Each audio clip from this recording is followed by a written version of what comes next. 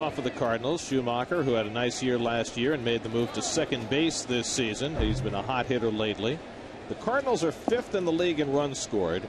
They hit more than their share of home runs. They have 76 home runs, but one guy has hit 26 of the 76. So it's a little hard to judge their offense as Schumacher fouls the first one back. And I think as this season goes along, especially with other guys struggling around him in the batting order, it'll be very interesting to see if anybody pitches to Pujols. That's like Hank Aaron and Tommy Aaron, the best hitting brothers duo for home runs, right? 700. Very good point.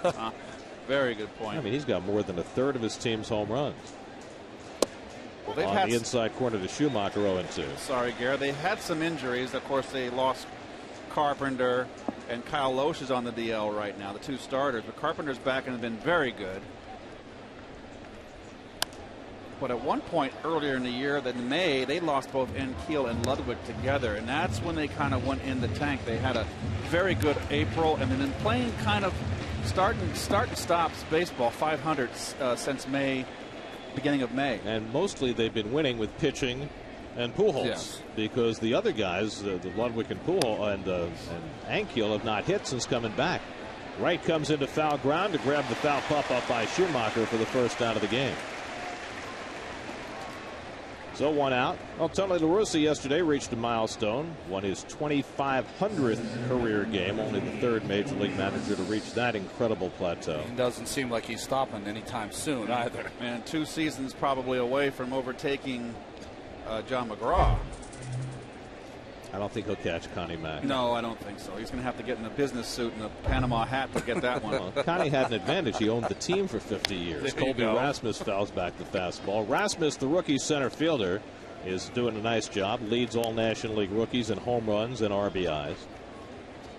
Well, he's a guy that they thought 2 years ago might make the team, then was sent down, did not have a good minor league season, had some injuries, but now has come on like they thought he would. A little flare to David Wright for the second out. So David with the first 2 putouts of the game, and Redding has set down 2 in a row, and now will face Pujols exactly the way he wants him with the bases empty. Boy, that's good to see against the left-handed hitters who are hitting Tim Redding, pitching inside early.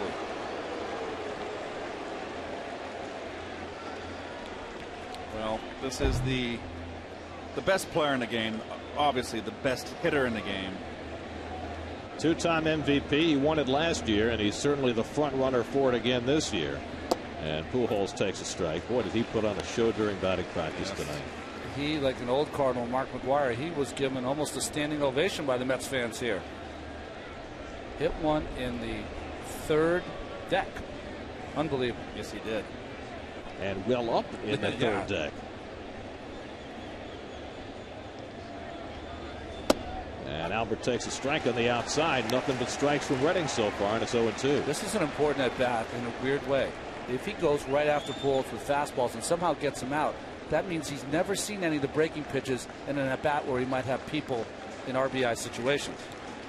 On the other hand, Ronnie, he has faced Redding before and has had great success off of him. Gets him reaching for that fastball, and a pop up to Murphy. And just like that, Redding gets him out 1-2-3. He threw 9 pitches, 9 strikes in the inning. Mets come to bat in the bottom of the first, no score.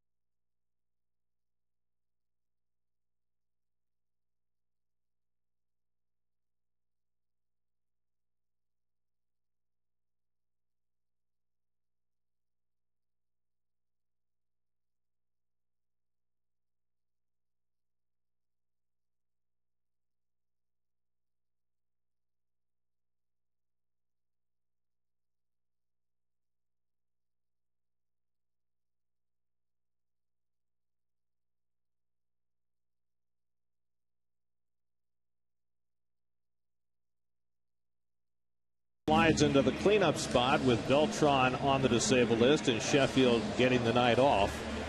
David Wright, good career numbers against Todd Wellemeyer, and he is going to have to be on his game with very little around him now in that Mets batting order. Well, Wellemeyer's got 6 wins so far this season, and this will be his 5th game started. But the problem is those hits and walks. 97 hits and only 80 2/3 innings with those 32 walks. Lots of base runners. In his last 3 starts, he has given up 6 home runs, 2 in each of those starts. Alex Cora leads things off. Alex with a 6-game hitting streak running, hitting at .283 on the year, and he takes high from Wellemeyer, 1-0. Alex playing every day, and with the moves that the Mets made today, at least temporarily, they do not have a backup middle infielder. You've got Cora and Castillo, and the Mets right now are carrying 13 pitchers. They designated Wilson Valdez for assignment, so if they need a replacement at second and short, the only guy they've got is Fernando Tatis, who can even reasonably play those spots. Well, he can play second base, but he doesn't have a great like for the shortstop position, which is the most difficult, of course. So Cora, a guy who could probably use a blow here and there, is in the lineup every day. Lifts this one to left center field. And Colby Rasmus gives way to Ankiel, the former center fielder, and he makes the grab for the first out. We'll take a look at the Cardinal defense there with Ankiel in center. And you can see Molina back there, the Gold Glover. I'm sorry, Ankiel's in left. Bring that to your attention. We were a little slow on the switch there. I'll take the blame for it. Well, that's very big of you. I don't think you've ever done that before.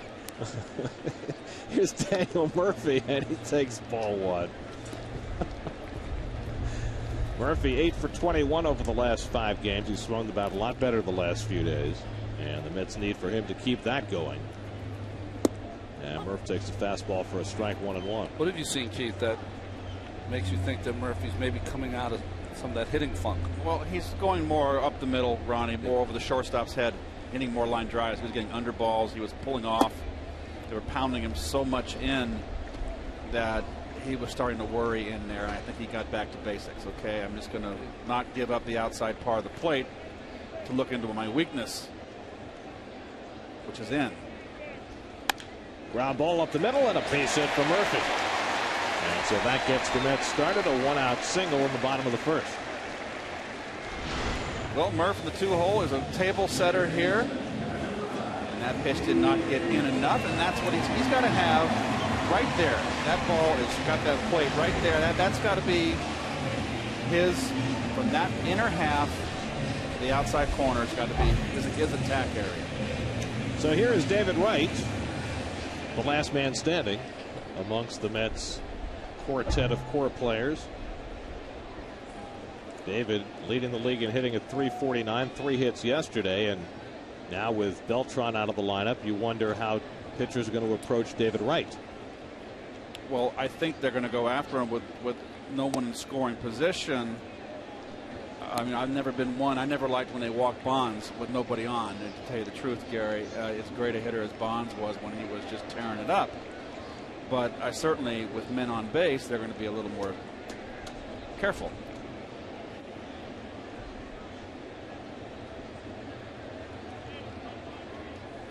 Hit hard toward the hole, and David's got himself a base hit. So the Mets with back-to-back 1-out hits from Murphy and Wright, and they've got 2 men on for Tatis.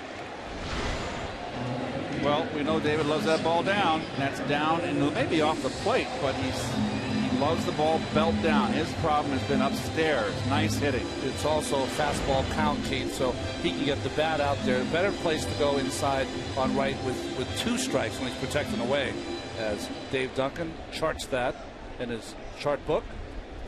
So here is Fernando Tatis, who gets the cleanup assignment tonight, despite the fact that he has been struggling mightily at the plate. What has he done with runners in scoring position this year? Tatis is hitting .128 with runners in scoring position. And he takes low as Molina stops at 1-0. Well, I've always, look at that. That's a little overkill, but you got to love those socks. You were taught in the minor leagues, Gary, from the first day you put the uniform on to have pride in those socks. Show those stripes, right? Yep. And who does anymore, after all? That's got to be Albert. Yeah, that's how George Hendrick wore them. George was just here, the first base coach for the Tampa Bay Rays. He was really the first guy to wear them like that, wasn't he? One of them, yes, I believe so. Check swing foul. Well, now just about everybody wears those pajama bottoms. Well, I think the man on the left wins the prize. He's got the highest. Well, you don't want to show. You don't want to show the elastic. Come on. Well, plus he has the real socks. Got the stirrups. Murphy has like soccer socks on.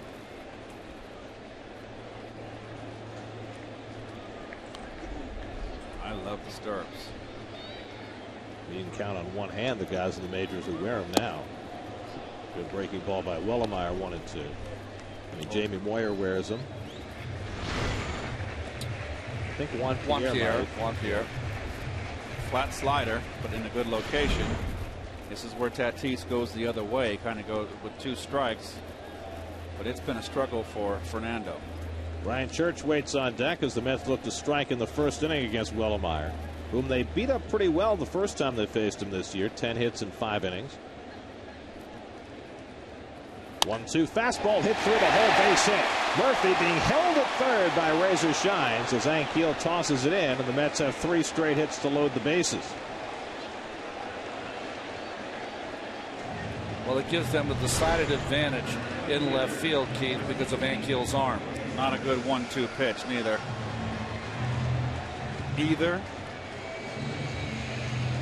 But good hitting by Tatis, and that's a must for the Mets right now. And Murphy's going to run on contact, but gets held up. Let me ask you this: with the lineup shorthanded the way it is, would you want your third base coach to take a few more chances? Yes, but not. Murphy would have been thrown out there. And what I've seen, Gary, a lot in this ballpark, and correct me if I'm wrong, I've seen a lot of outfielders in the visiting teams playing shallow, playing a very shallow outfield. Here's Ryan Church, takes the changeup away. Church at 276. Took an 0 for yesterday, but for the most part has been swinging the bat very well for the last week. And you can see the outfield, and that's not so shallow. Center field is in a little bit tight, but Ankiel did a great job charging on that base hit. Church lifts one to center field. Back goes Rasmus, going back to the track near the wall. He makes the catch. Tagging at third and coming in was Murphy with the first run of the game. But Church hitting one 408 feet to dead center, and Rasmus just barely running it down. Sacrifice fly for Church gives the Mets a 1-0 lead. Church gets all of this one, and it's right in his zone. Another pitch right down the pipe. And I tell you what, Rasmus had a long way back here for this ball. Makes the nice play, and of course the back runners are going to be halfway because they weren't sure whether the ball's off the wall or not, so the Mets get 1 run out of it. Ryan Church did it earlier this year, vying to go back on the apple again. He loves it to the core. Here's Santos with 2 out and 2 on. Omir hitting at 274. Well, Brian Schneider hit 3-run homers on Friday and again on Sunday, but it's Santos in the lineup today as he and Schneider have combined to all of a sudden boost the RBI total for Met catchers to where they lead the league. There's a breaking ball for a strike, 1-1. Santos with 22 RBIs and just 107 at bats. Schneider's got 13, right? Ramon Castro, who was recently traded, had 13. Looped in the air, shallow right field, falling fast, base hit. Here comes Wright around third, heading home. He'll score. Pujols cuts it off, and now they have Tatis in the rundown. And Ryan puts on the tag to end the inning. But Santos with the RBI single gives the Mets a 2-0 lead. So the Mets taking advantage of their first inning opportunities to plate a pair and give Tim Redding the edge. 2-0 Mets as we head to the second at Citi Field.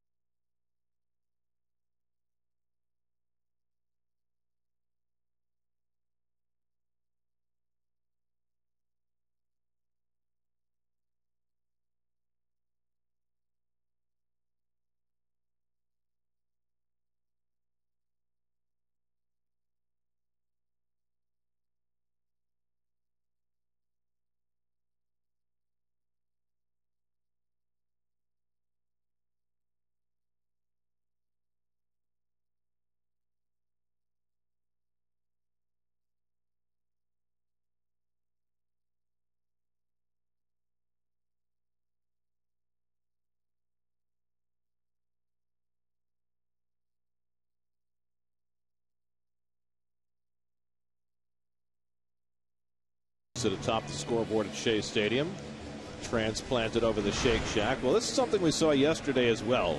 Explain for us, Keith. Well, the most important thing here is the cutoff man right there, Pujols. And you watch the throw. As you make the turn, you know that Wright with 2 outs on a blooper is going to score. So Tatis is not going to be able to go to first and third. Plus he hesitates. See, he's watching, and now he decides to run. He had no idea as to whether the ball was going to the cutoff man. Now, if he overthrows the cutoff man, yes, but you run yourself out of an inning. It should have been first and second, and you know on a blooper with 2 outs, Wright's going to walk home. Ryan Ludwig leads off in the second inning. Mets with a 2-0 lead. And it's grounded down to Wright, who makes the pick on the backhand. 1 pitch and 1 out for Redding, who's throwing 10 pitches and 10 strikes. Keith, talk about when it's right to get yourself in that kind of a situation as a base runner. Well, if it's a tight ball game late, then you want to draw the cutoff man. If you have a 1-run lead, or it's a tie ball game, or it's a 2-run lead, and it's a sharply contested game, then you might give yourself up to draw the cutoff throw. Only you know it's going to be a close play, right? Right, exactly. But in that case, because Tatis should have known that it was not going to be a close play on Wright, there was no reason to run. Correct. Is that what you're saying? Absolutely. Late in the game, adding a run is more important than you on base. Particularly if it's a tight ball game, obviously. Rick Ankiel hitting just .248 on the year, and he swings and misses at the fastball, and Redding's now throwing 12 pitches, 12 strikes. Well, he's coming out throwing aggressively and inside. How about that, Ronnie? I love it. Number 12, I like that number. It's going to change now. And Ankiel down swinging on 3 pitches. First strikeout for Redding, who has now set down the first 5. Quite a start. It's amazing when a pitcher sometimes comes out, and Redding is not a power pitcher, but it's obvious that he really likes his fastball coming out of the bullpen, using it early and often, and throwing that ball right by Ankiel. So 2 out and nobody on. Now Yadier Molina. You still hear his boos from Met fans who remember 2006. He'll take all the boos you want. This is the 62nd game that Molina is starting behind the plate this year of the 70 that the Cardinals have played. So he is really a workhorse back there. And might add, too, the Midwest has just been going through a terrific heat wave. I mean, triple digits of temperatures in the 100 degrees. Another strike, 0-2. He's saying he's trying to pull a Randy Hundley. Well, Hundley started 160. Wow. Playing day games in Chicago. That'll never be topped.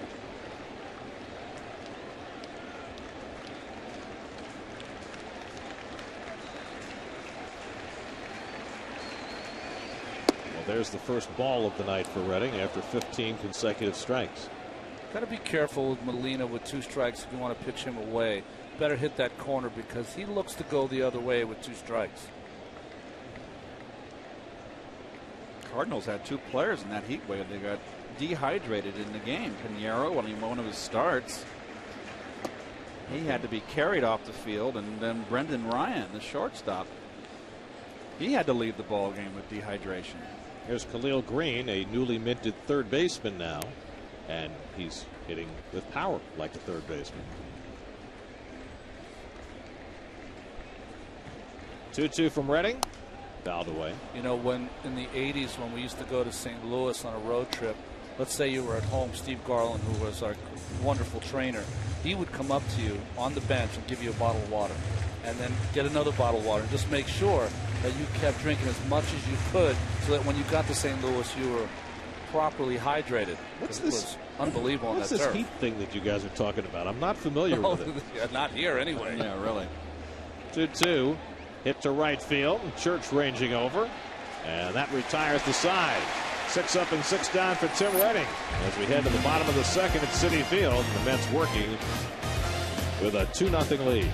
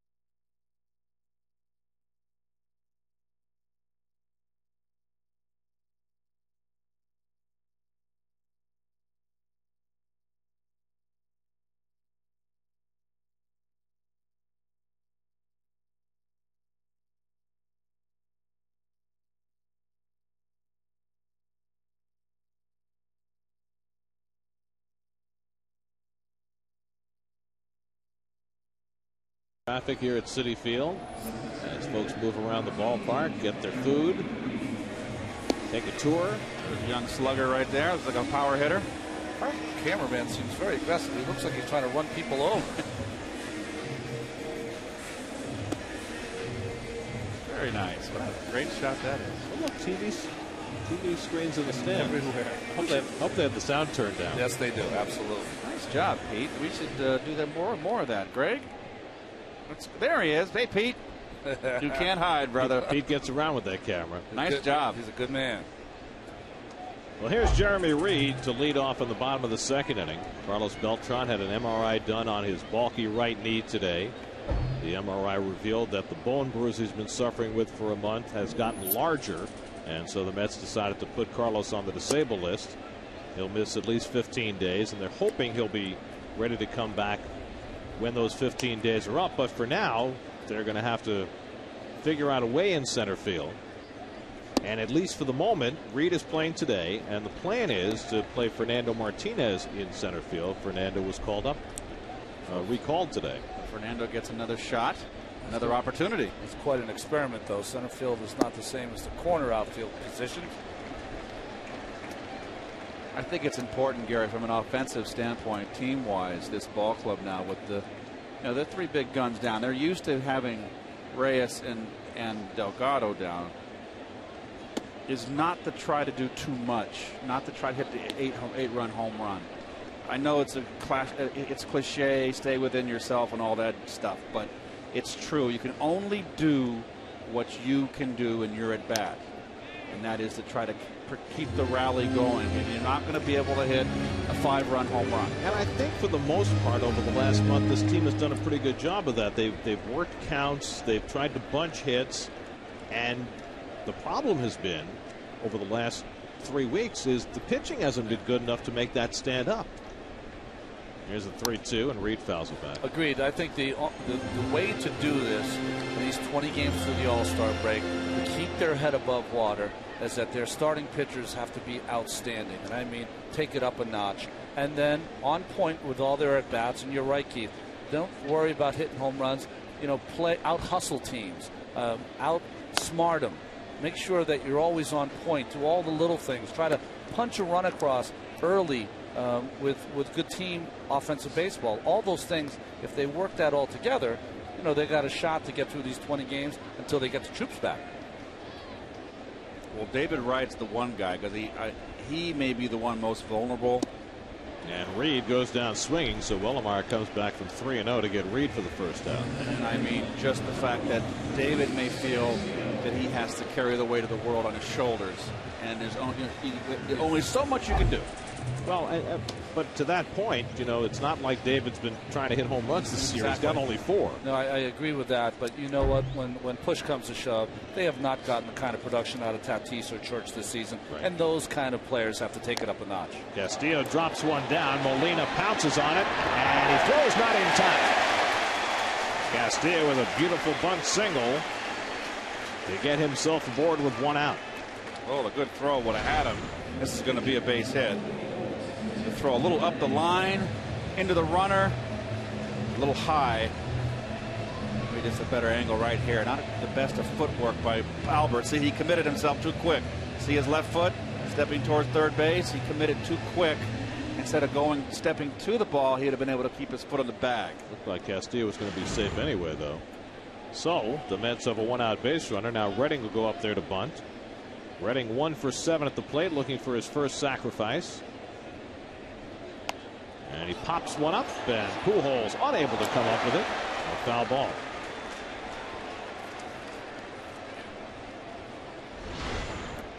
Well, nice effort by Albert here. Just a little snow cone right there in that freeze frame.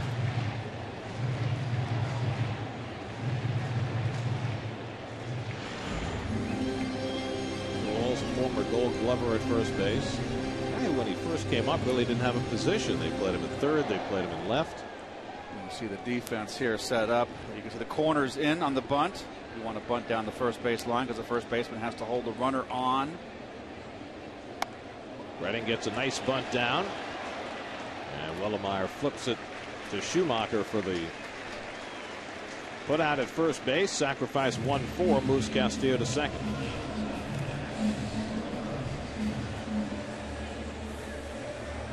So Alex Cora will try and get the run in. Cora fly to left his first time up.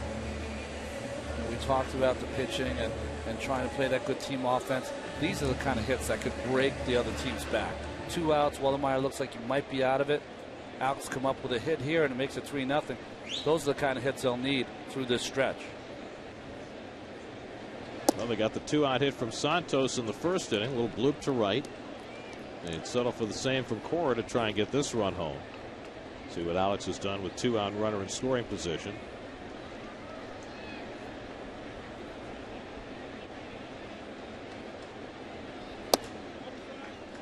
And Wellemeyer, who has fallen behind virtually every hitter, is behind 2-0. Well, he's throwing 2 changeups there, and that's his 3rd pitch. And I don't think it's fooling anybody. Here's your old pitching coach, Ronnie. Yeah, good man, Dave Duncan. Well, Dunk is the king of the reclamation project, and Wellemeyer certainly was one of those. Well, he had a good season last year, Wellemeyer. 13 games he won. Yeah, the key here, though, is that Alex Cora gets a lot of base hits to center field, up the middle. Rasmus is playing shallow. Louis Castillo with 2 outs has got to get a huge secondary lead, because any hit to left field, Ankiel has some kind of arm. And the changeup outside, 3-1. Well, I don't understand this pitch selection. 2-1 changeup to Alex Cora with Daniel Murphy on deck, who to me would be more of a threat than Alex. I agree. And Alex, of course, a very selective hitter, rarely goes out of the strike zone.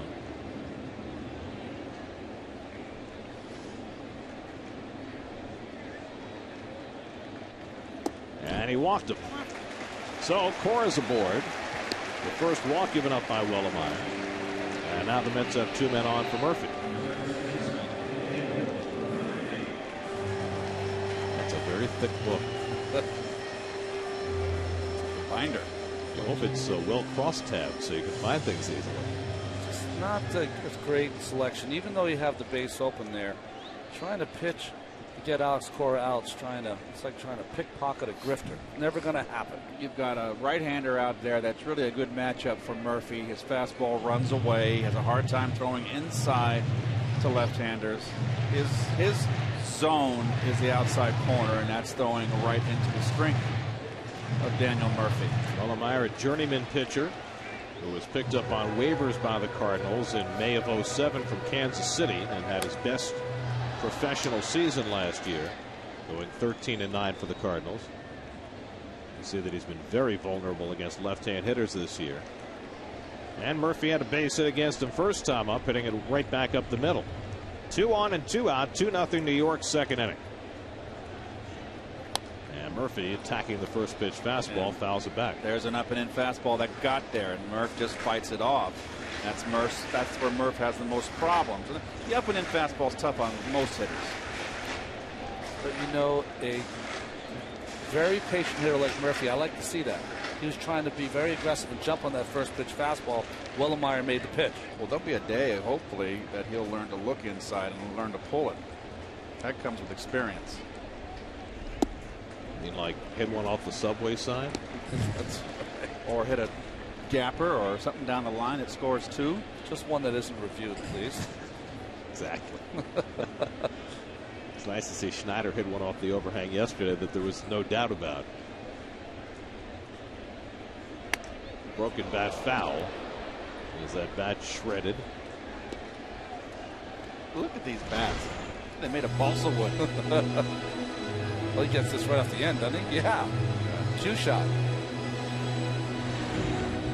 was an awfully good pitch to hit. He must have taken a lot off of that pitch.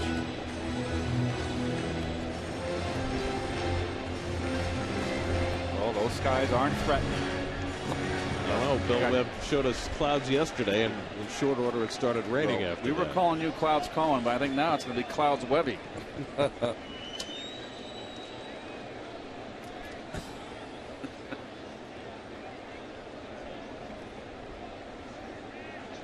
One and 2 to Murphy. He's not getting the changeup over. That's 5 changeups this inning, and he hasn't gotten one over. I don't know about you, Keith. You know much better than me. Watching Wellmeyer when he throws that changeup seems to slow his motion down just a little bit. I always look at the hitter and see if they're fooled and taken off their stride. Cora wasn't. Neither is Murphy.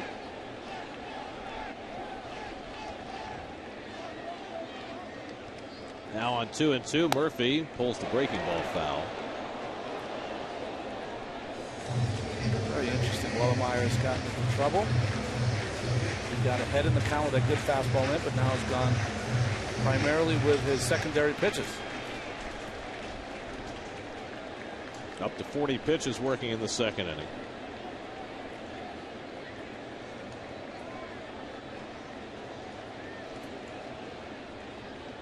Again, the 2-2. Popped up. Ryan out. Ankiel in. And the left fielder, Ankiel, puts it away to end the inning. So a bunt single, a walk, and 2 left. We go to the third, 2-0 New York.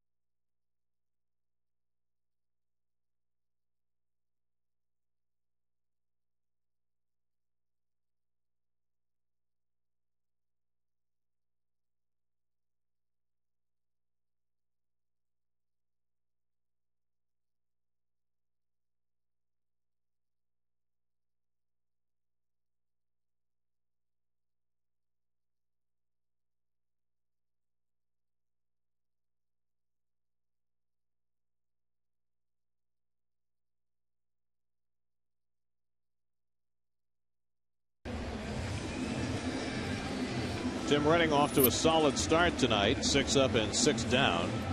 17 of 19 pitches for strikes as he takes on Khalil Greene. Khalil just got back from the disabled list on Thursday. He had been out with what they termed social anxiety disorder.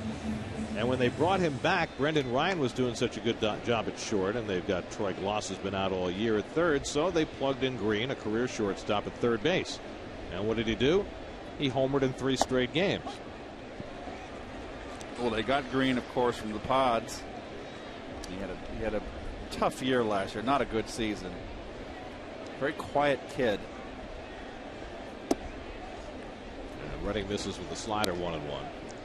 Greene was questionable after yesterday. In fact, he had to come out of the Cardinals game yesterday in Kansas City when he was hit in the knee by a pitch. But I guess when you've homered in 3 straight games, you want to be right back out there. And he has a base hit to lead off the third. So the first base runner against Redding, a leadoff hit for Khalil Greene. Who's his psychiatrist? My goodness. Give that guy a bonus. There you go. And it works out fine with the pitcher hitting 8th now, Gary. He gets the big bunt, the baseball. Yes, but.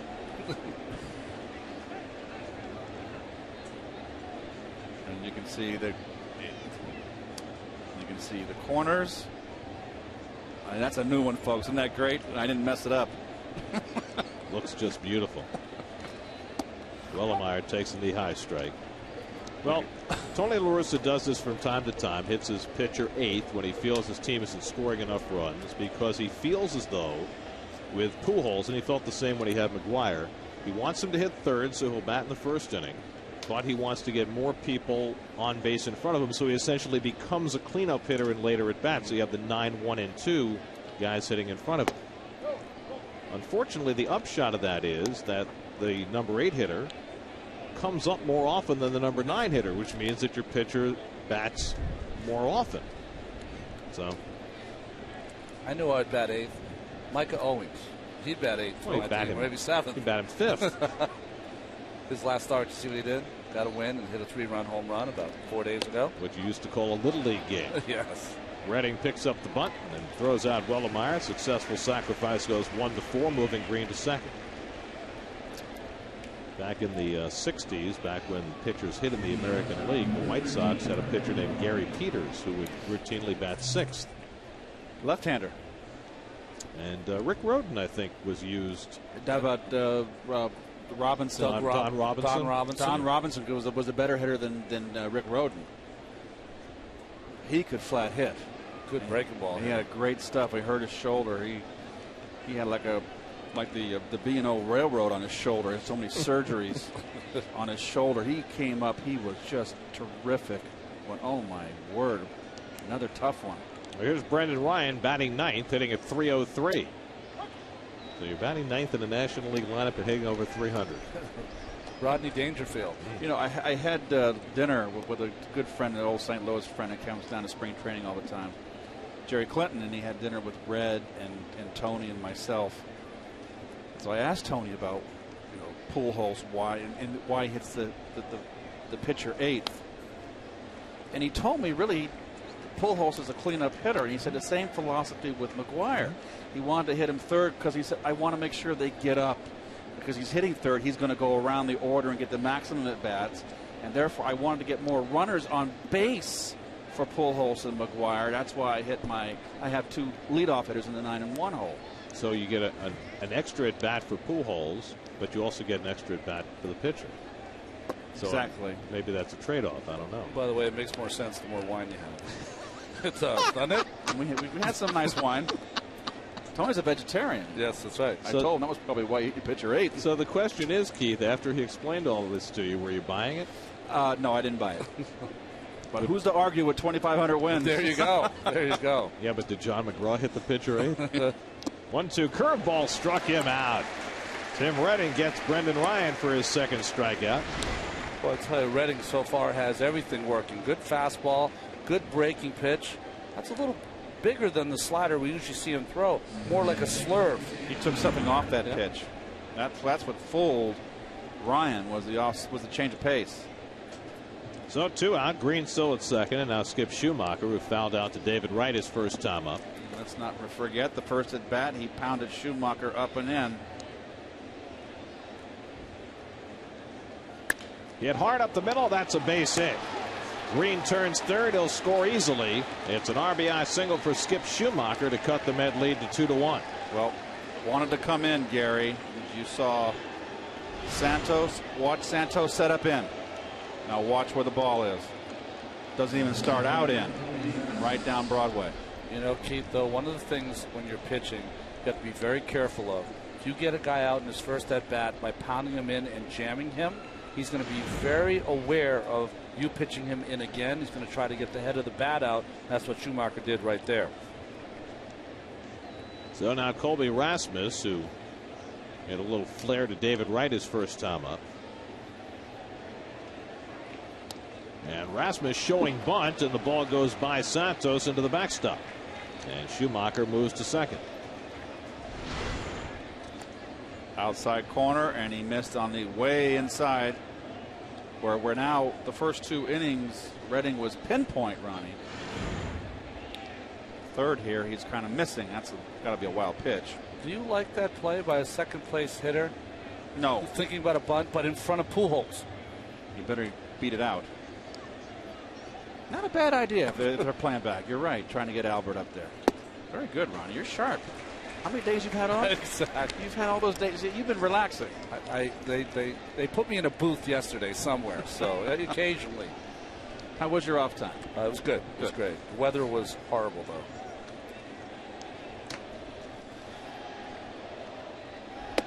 I don't care who's on deck. If there's 2 out and a runner at second, you can't bunt for a hit. No.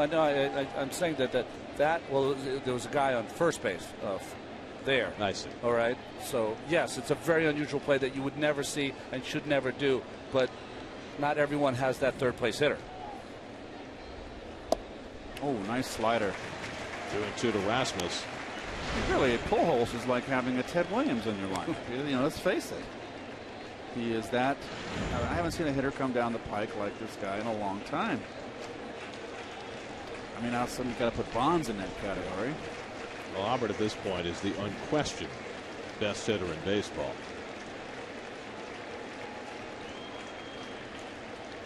This is only his 9th season, and he has 345 home runs already. But he's an RBI machine. Lifetime 334 hitter. Oh. I mean, you just don't see anybody in history who has had the kind of numbers in their first 9 years that Pujols has. I know he hasn't ever won the Triple Crown, but always a threat to. Got a chance this year because nobody's hitting for a super high average in the National League. David Wright started the day at 349. You can't see that lasting. Here's a 3-2, and Rasmus goes down swinging. So Redding with his second strikeout of the inning, his third of the night. Cardinals slice a run off the Mets lead. We go to the bottom of the third, and Wright to lead off with the Mets leading 2-1.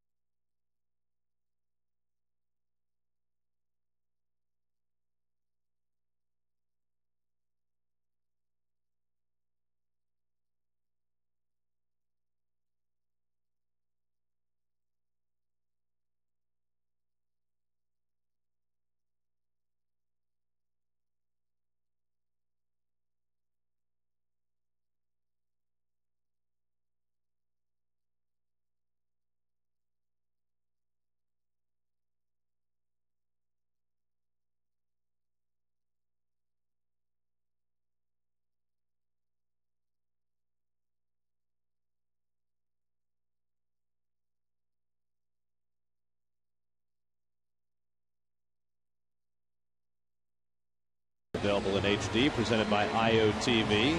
Very tough weeks for the Mets. 4 with the Cardinals, 3 with the Yankees, then 3 in Milwaukee, a makeup game in Pittsburgh, and then 3 in Philadelphia.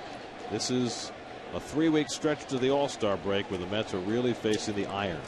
And if you're in the car, listen to every Mets game on Sports Radio 66 WFAN. Not the best 2 weeks to have your center fielder and number 3 hitter on the disabled list. David Wright to lead off, singled his first time up and takes ball 1. If you have a special bunch of guys in the clubhouse, they see it as an opportunity and not a burden. And that's what we'll see over the next few weeks. Well, I think what it requires is for everybody to perform at their maximum.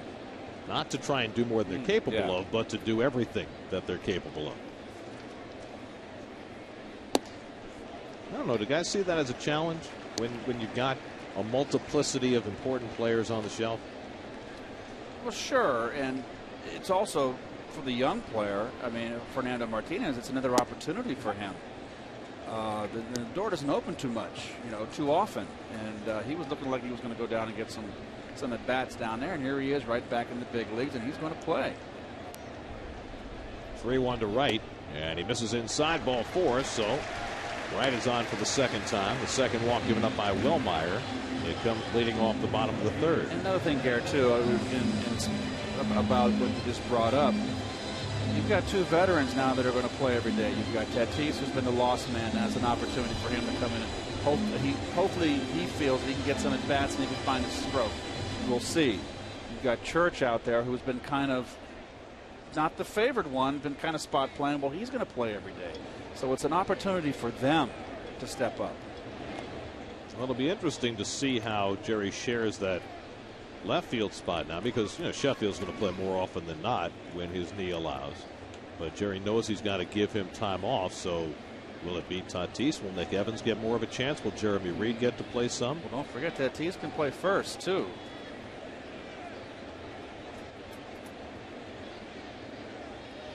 Mets will face only one lefty this week, and that's CC Sabathia, assuming his biceps is okay on Friday night. Yeah, left yesterday's game in the second inning after 28 pitches, complaining of tightness in his bicep. Wright has stolen 18 bases this year, tied for second in the National League.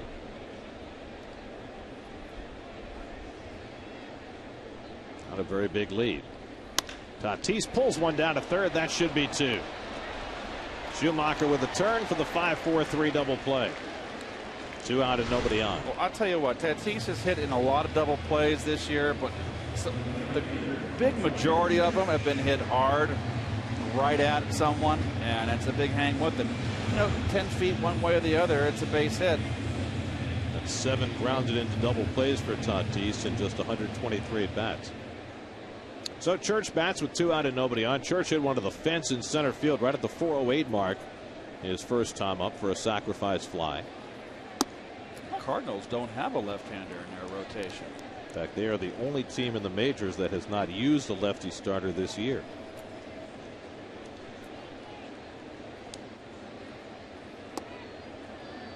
1-1 to Church.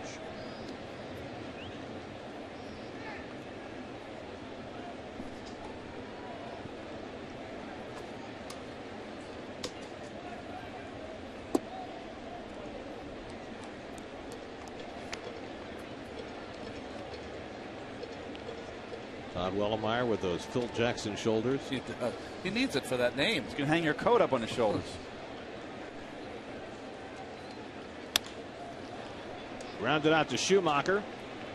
And so Wellemeyer, after the leadoff walk, takes care of the heart of the Mets batting order in the third. On to the fourth we go, and Albert Pujols will lead off against Tim Redding in a 1-run game.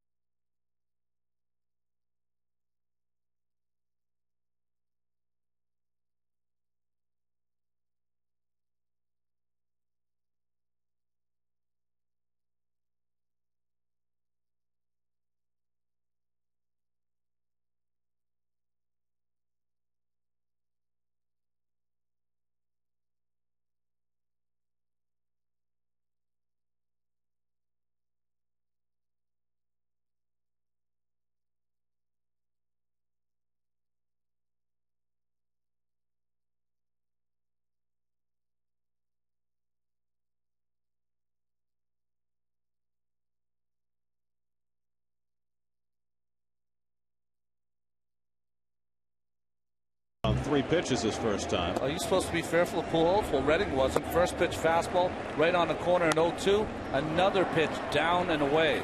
Nice pitching by Redding, who showed no fear. So what does he do this time? More fastballs? We're going to stay away. Let's see.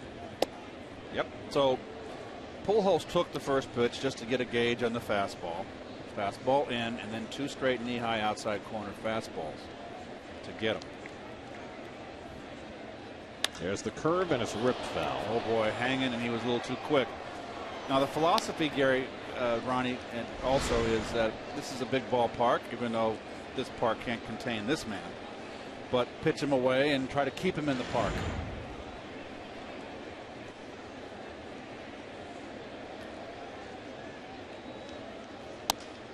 To the big part of the ballpark, and Reed is right there to play it. 1 away. So Redding has retired Pujols in his first 2 at-bats. And Redding looking very, very sharp tonight. You know, we tend to forget that what a crazy start he had in spring training, coming off that surgery on his foot. Then he hurt his shoulder in spring training. Took him a while to get ready. And now really starting to round into shape. I have to say he took a little step back in his last start, but part of that had to do with that cheap home run that Matt Wieters hit, that opposite field shot in Baltimore that just cleared the wall. That just got over the glove of Fernando Martinez. It was windblown, to say the least. Ludwig grounded out his first time. How were you guys impressed with Wieters, who's of course on everyone's top of their list as quite a prospect? It's hard to judge in 3 games. He's getting his feet wet. He had some couple of good at-bats and a couple average at-bats. And I'd say for a big guy behind the plate, he moves pretty well. Okay. He blocked balls. He blocked home plate one time. Very nice. Sharing a coat, these 2 young guys.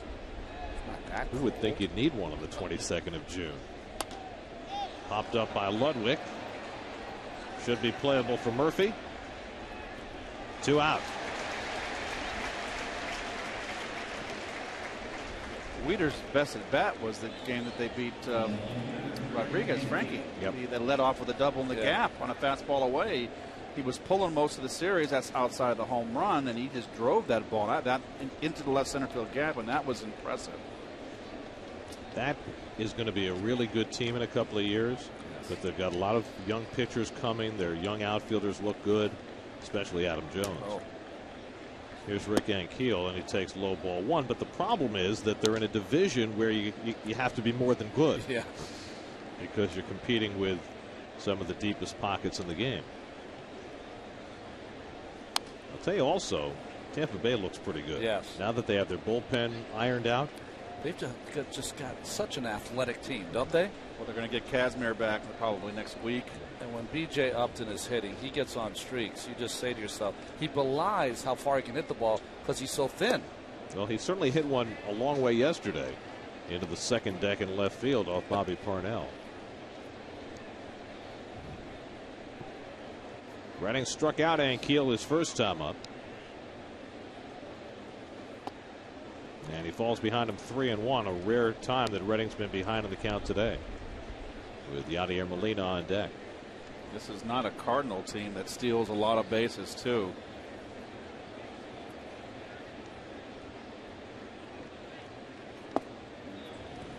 And a 2-out walk to Ankiel, the first walk issued by Redding tonight. He's been averaging about 4.5 walks per 9 innings. So the tying run aboard with 2 down, and now Molina, who flied to right his first time up. The youngest of the catching Molinas, whose dad passed away last winter. Al McRae, he could hit. Pretty fair hitter. Started out with he and Bernie Carbo were the 2 big hot rookies. In, I believe 1970 they came up together for the Reds. They platooned it for the Reds that year, didn't they? Yes, they did. And Hal wound up being traded to Kansas City, and Bernie went on to Boston. And that's when Hal met up with Charlie Lau, and the rest is history, really. And then he started meeting up with Willie Randolph at second base. Willie got the classic bottom end of that deal. Yeah. Molina bounces one slowly foul. Down to Jose Oquendo. who was a Met at age 19. What an arm he had. Played with him in AAA, and those days they had all the grizzled veterans in AAA, guys that were 28, 29, 30 years old, and Jose was 19. There's Jose. I tell you, went over to the Cardinals and made himself into a pretty good little hitter. He did, and he'll be a manager someday in this league. Real smart baseball guy. Redding ahead 0-2 on Molina. And checks in on Ankiel, who has not stolen a base this year. Talking about the Cardinals not stealing a lot of bases, Albert Pujols leads St. Louis with 9 stolen bases. Is there any category where he does not lead the team and the league? That's why I brought it up.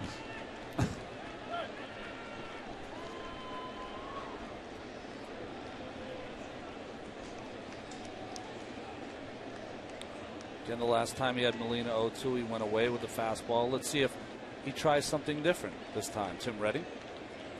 Little slider away.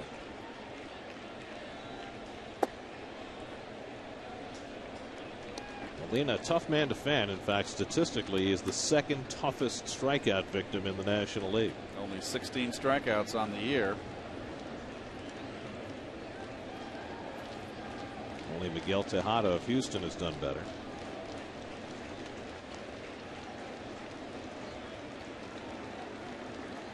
Now the 1-2 in the air, shallow right center. And Church takes charge. Side retired. So Redding, 4 solid innings under his belt and a 2-1 lead.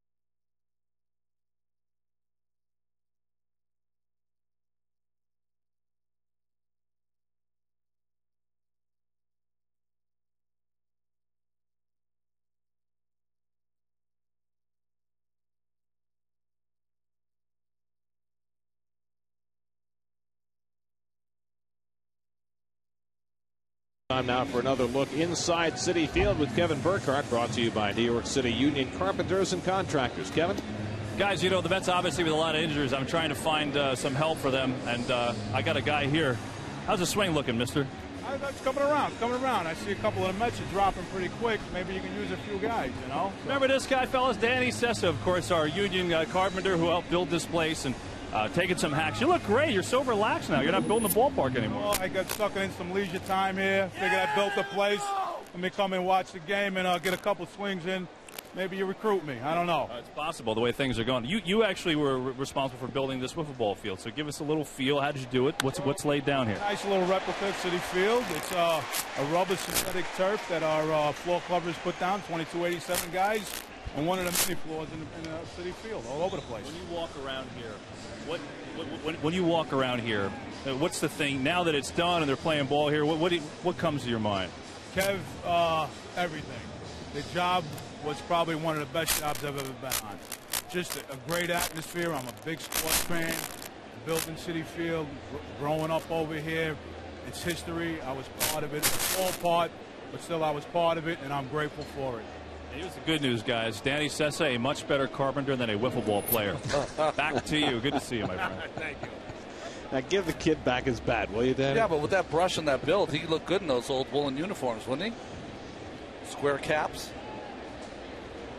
Meanwhile, Omir Santos making Todd Willmeyer fear for his life with a low bridge base hit, leading off here in the bottom of the fourth. Santos is now 2 for 2. Jeremy Reed at the plate, struck out his first time up.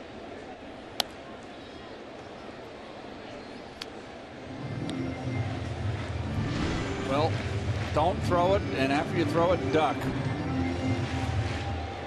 Ronnie, what's that like as a pitcher? Oh, can I tell you, it's scary. It really is. But it's part scary, and then when it goes by you, you're so angry because the guy just almost took your head off, and you got a base runner and the guy on. Hitters take great pride in hitting line drives back up the middle.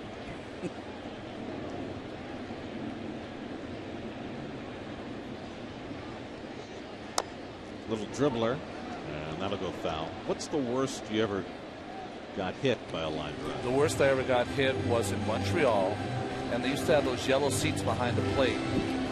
And Delino DeShields hit one, a line drive that I heard, and I heard it whistling towards me, but I did not see it. And it hit me right in the right shoulder. Luckily, dropped straight down, kind of lugged him over, got him out at first base.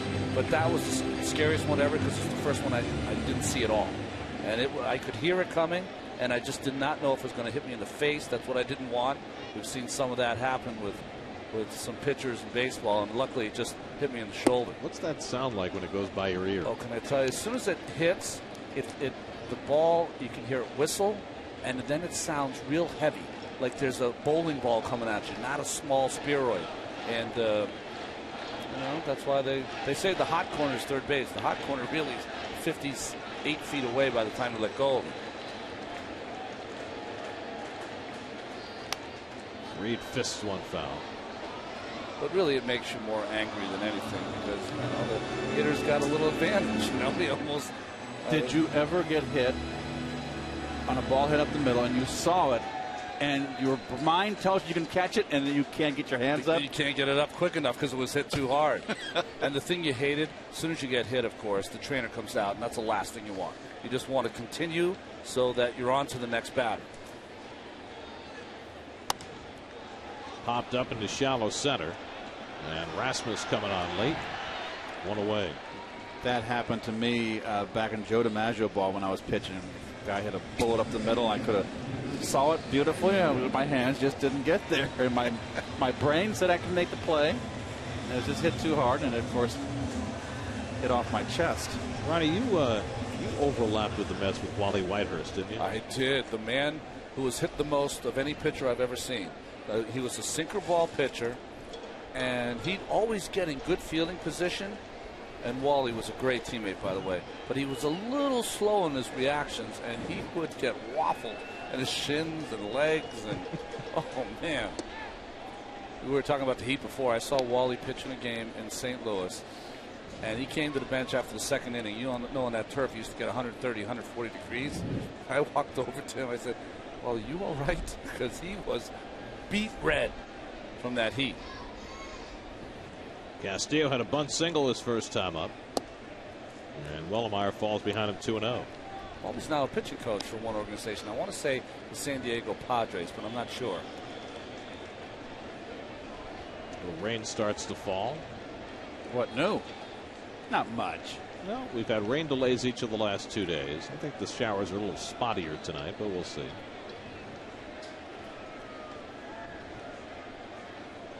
2-0 to Castillo, and he's swinging, and he lines one toward the gap in left center field. That's going to get between him and go to the warning track.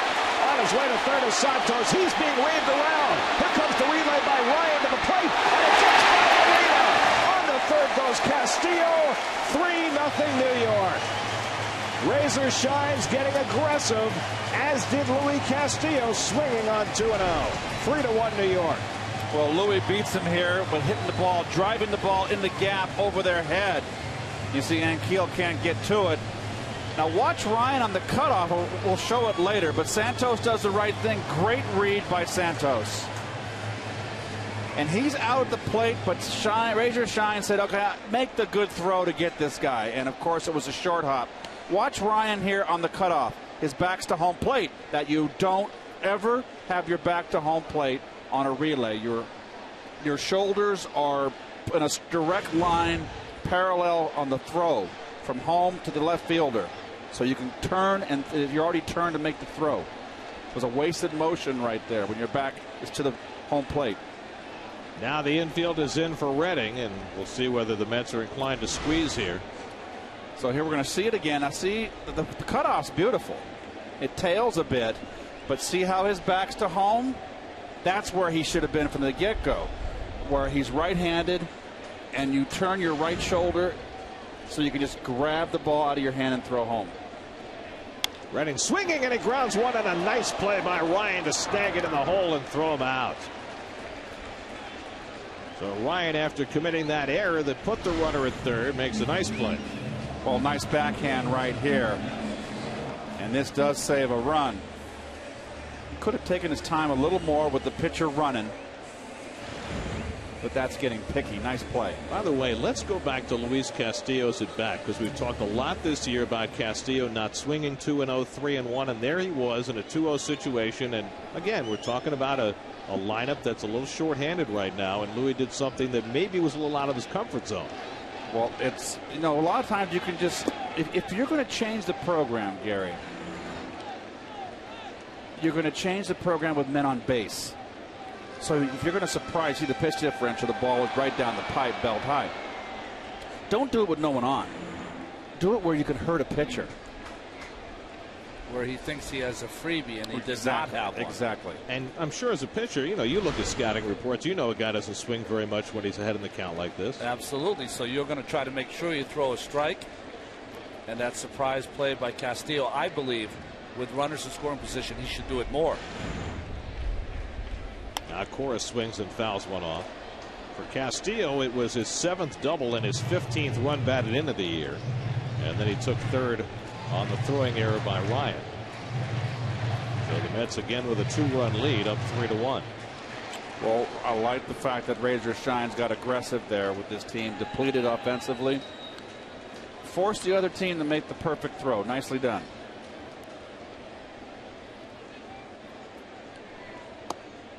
And I wonder also, does it factor? We talked to Razor the other day about some of the calculations that a third base coach makes in sending a guy. Does the fact that the rain had just started to fall and maybe the ball and the footing's a little slick, does that affect that decision? I don't think so. I think it's just a decision that he made right there. There's 2 outs. You're going to be a little more aggressive with 2 outs.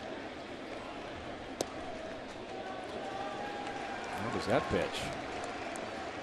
I think the thing that dictates runners and third base coaches sending runners is what Santos did, and that is busting from the beginning, running at him, checking his signs, see what he's going to do. But you need a guy who's going to be hustling to you at third. That gives you that feeling like, you know what, this guy really wants to score. Let's let him go. Well, Santos made the read. There's out to left field, and Ankiel makes the grab to end the inning. So Santos racing around from first, coming home on the double by Luis Castillo. So the Mets getting aggressive here in the 4th. And their shorthanded offense now has 7 hits and a 3-1 lead after 4.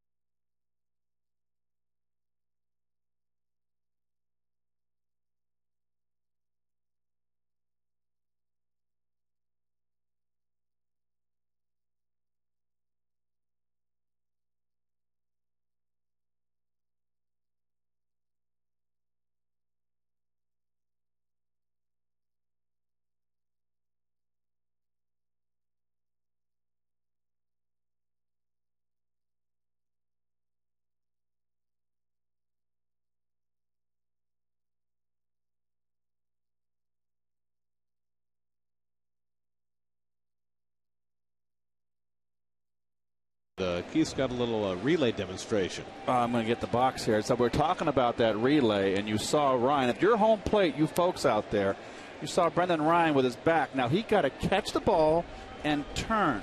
What you want to do when the throw comes in is you want to position your body this way to home plate. So you catch the ball here, or you can go get it, and it's right here for your throwing hand to make the throw. You don't have that turn. That is a precious second and a half. And that might have been enough time. That might have been enough time for Molina to go get that ball, or take a step back and get a long hop and make the tag. But the play was too close. Molina had to play that in between hop. Those are the little things that make a break. Do you think in Ryan's case he was just assuming that Santos was going to stop at third? You can't assume. Yeah, I understand that. That's a big mistake. That's why he was in that position, because he looked flat-footed. Well, the ball kind of tailed. Khalil Greene fouls one off, and it's 1-2. Keith, just to add to your point, when you turn your body like that, much easier to throw home when you're looking at it. I mean, your eye is not on the home plate. You have to turn all the way around and try to catch it. You have your eye on the plate the entire time.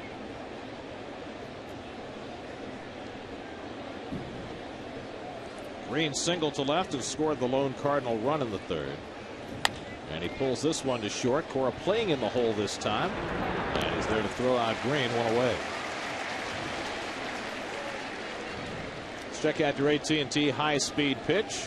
Wellemeyer topping out at 93 and Redding at 92, but it's Redding who has the upper hand on the scoreboard tonight with a 3-1 lead in the fifth. Just find those little things interesting as Wellemeyer comes up. Cora beating the hole first time by Khalil Greene. So what does he do? The KG veteran moves closer into the hole and makes that play look easy. The little tiny things, nuances of the game that are winning plays that you get from a player like Alex Cora. Wellemeyer sacrifices first time. 4 hits this year. And he takes off the plate. Here is a trivia question courtesy of our wonderful statistician Dave Freed. You got Todd Wellemeyer for the Cardinals, Fernando Tatis for the Mets. What do they have in common?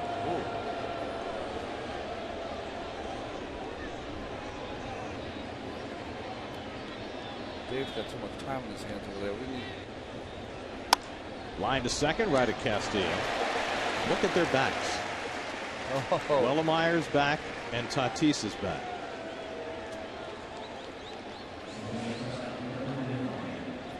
Todd Wellemeyer wearing number 37 for the Cardinals. And Fernando Tatis wearing number 17 for the Mets. What do they have in common? That's my numbers. It's my Cardinal number 37. And that's my Met number. Dave, very good. Nicely done. It's nice to know somebody's upholding the tradition. That's right. I never really cared for 37. I always thought it was kind of a pitcher's number, but I always had this story before.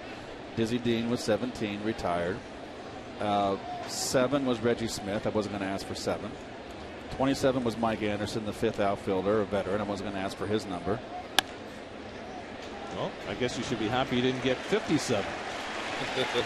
Brendan Ryan grounds out, and Tim Redding continues to roll. We're halfway through. Murphy right at Tatis coming up with the Mets up 3-1.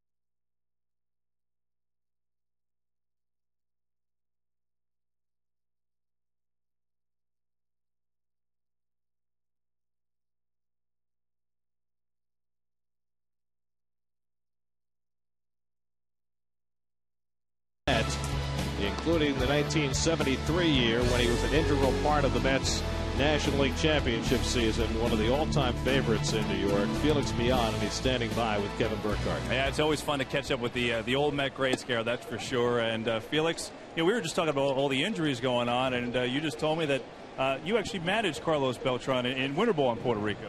Just Kevin, Carlos was playing wide receiver. I was managing a receiver in his rookie year, and I managed him, and I knew he was going to be a great ball player. What are you doing now? What's your involvement in the game, if any?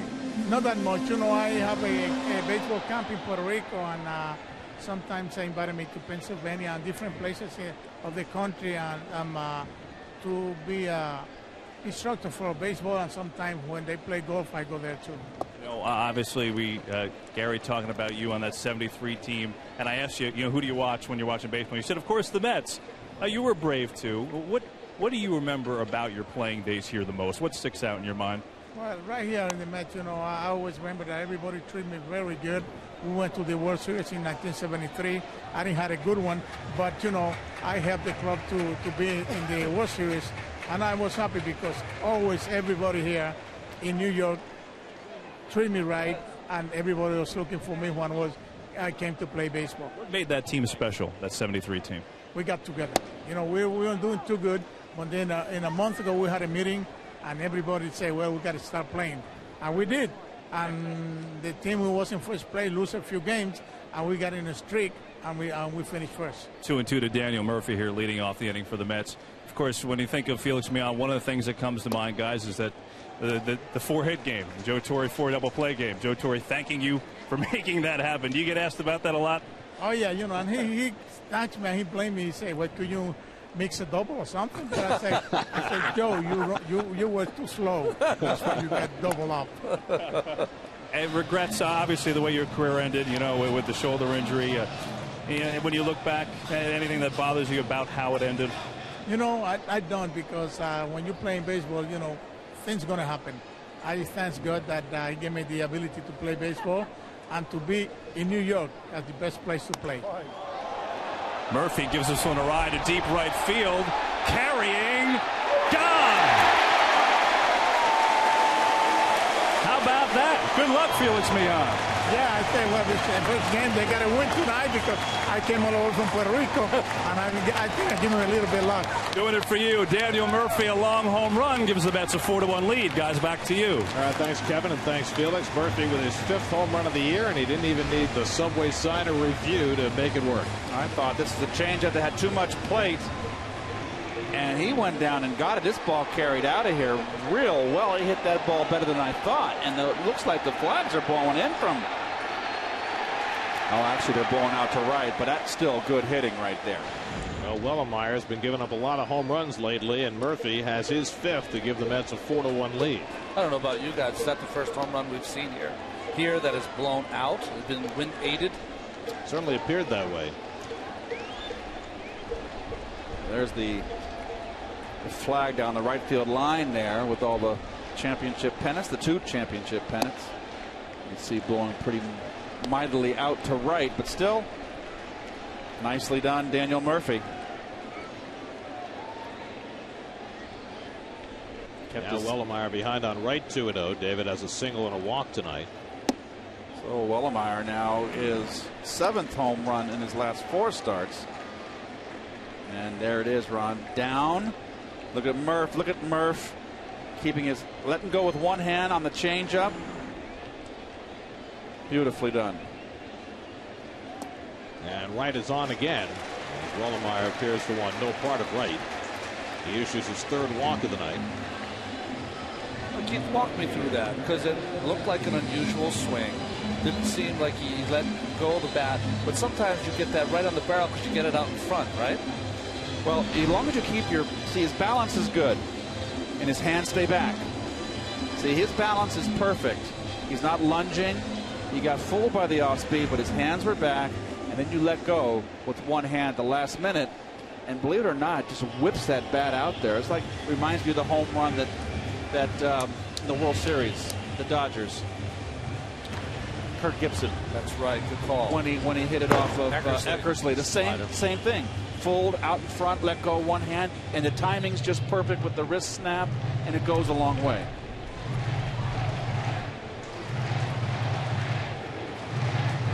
So Wright on base for the third time tonight as Wellemeyer struggles. Now Tatis steps in. Fernando is singled and grounded into a double play, 1 for 2. Check swing foul. Well, the Mets put up 4 runs and 10 hits against Wellemeyer when they faced him back in April in a 5-inning outing. And they've got 4 runs and 8 hits against him tonight. Well, he's living up to his statistics, you know, 97 hits coming in and 80 2/3. Ronnie said too many walks, too many hits, and he's got too many walks and too many hits. If you've got this many base runners, you better be great with runners in scoring position. In some ways, his numbers, hits and walks allowed, are similar to Livan Hernandez's. But Livan has that knack for getting himself out of jams. I think Livan has the ability to get his secondary pitches over behind in the count a little better than Todd. Livan goes tomorrow night against Joel Pinheiro in the second game of this series. In tight to Tatis, who's been hit by more pitches than any Met this year, 6 of them in limited playing time. You like 1-on-1 hit and runs, Keith? Try to get Tatis going. He can hit and run, and you're at a point now where you're ahead. I've been kind of waiting for Jerry to kind of do a little more hitting and running. We'll see if Jerry applies the hit and run more with the lack of the 3 guys out. 3 big guys, of course, Beltran, Reyes, Delgado. Wright with 18 steals on the year. Very respectful of Yadier Molina's arm, one of the best throwing catchers in the game. He's thrown out 43% this year. That's a good number.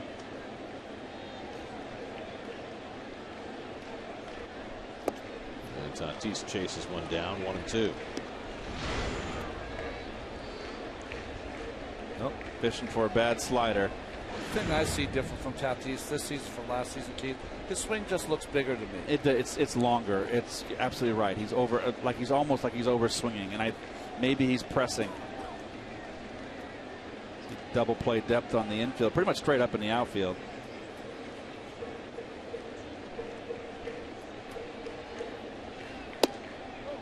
Just inside, 2-2. Well, if you missed all the moves today, the Mets placed Carlos Beltran on the disabled list with a bone bruise. They optioned Ken Takahashi back to Buffalo. They designated Wilson Valdez for assignment. They called up 2 pitchers, Pat Mish and Elmer Descends, and called up Fernando Martinez. So they're going with 13 pitchers now. Hit hard down to third, could be another double play. And Schumacher with a turn, and Tatis is doubled up for the second time tonight. I guess he's playing again. Joe Torre to David Wright's Felix Millan. Hit hard right at the third baseman.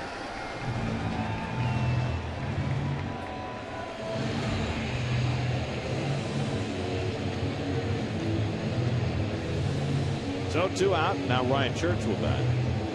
By the way, talking about Felix Millan, he's one of only 2 players in Met history to play in 162 games in a season.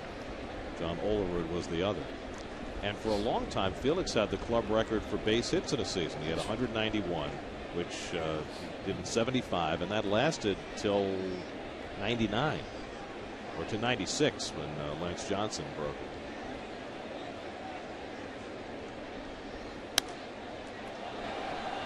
Church fouls one off. A lot of single season records for teams when kaput in the 90s, in the go-go 90s. Well, I'll tell you something different about Felix from anybody who's played in the 90s or since. The way he choked up on the bat. That's right. Yes. He was worse than Nellie Fox. I think he used that big U2. You know that U2 bat? Yeah, well, terrible bat. Thick handle. It was like Fred Flintstone. It was a good bat to use for pitchers, though, when you had the bunt. It really was. It was more like a club. You too. You're right. That was before the bat. People at home, the designation and the style numbers of the bats are all different. Yours was a C271, right? Correct. U2 was more of a thicker handle. Yours was thinner of a handle, right? C271? Medium. Yeah. Medium to thin. P89 was mine. Keeper pitcher. Swing and a miss. And Church is down to end the inning. Second strikeout of the night for Wellemeyer, but the Mets tack on a run as Daniel Murphy leads off the inning with his 5th of the year. And the Mets now have a 4-1 lead after 5.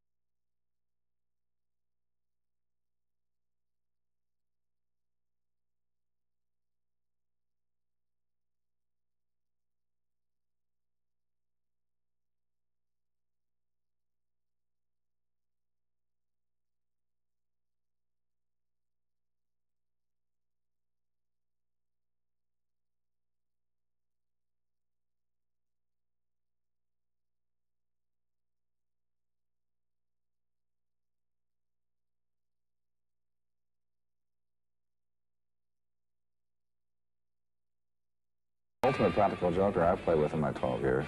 Roger's got a different mask. The second half of the year he comes to the park with around 5 different masks. Rubber spiders, that sort of thing. He's loose, but he also dresses like he's from, he went to Dartmouth or Harvard. He's always this meticulous dresser. And he's out in the mountain chewing bubblegum and blowing bubbles. It's kind of like he's got 2 separate personalities. The great sinker baller and class clown, Roger McDowell. You guys had the pleasure of playing with Roger. I remember the time at one game at Shea that Roger got the ball back, run around third base, and went to throw the ball into his glove and missed his glove, remember? And Hojo was playing third and dove and caught it and saved the run. You know, despite all those antics, you tend to forget, one, how great of a relief pitcher he was and a setup man to Jesse, and second, what a gamer he was. He'd take that ball every single day if he'd let him. He was a power shagger, too, at BP. Yeah. Skip Schumacher lifts one to left, chasing Tatis back, and he makes the catch going away, stumbling as he goes. One away.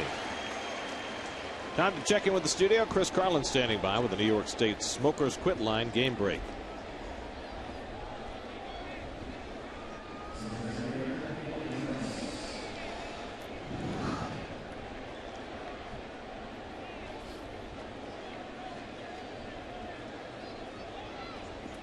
All right, Chris, now Colby Rasmus with 1 out in the 6th. Rasmus has hit a soft liner to third and struck out.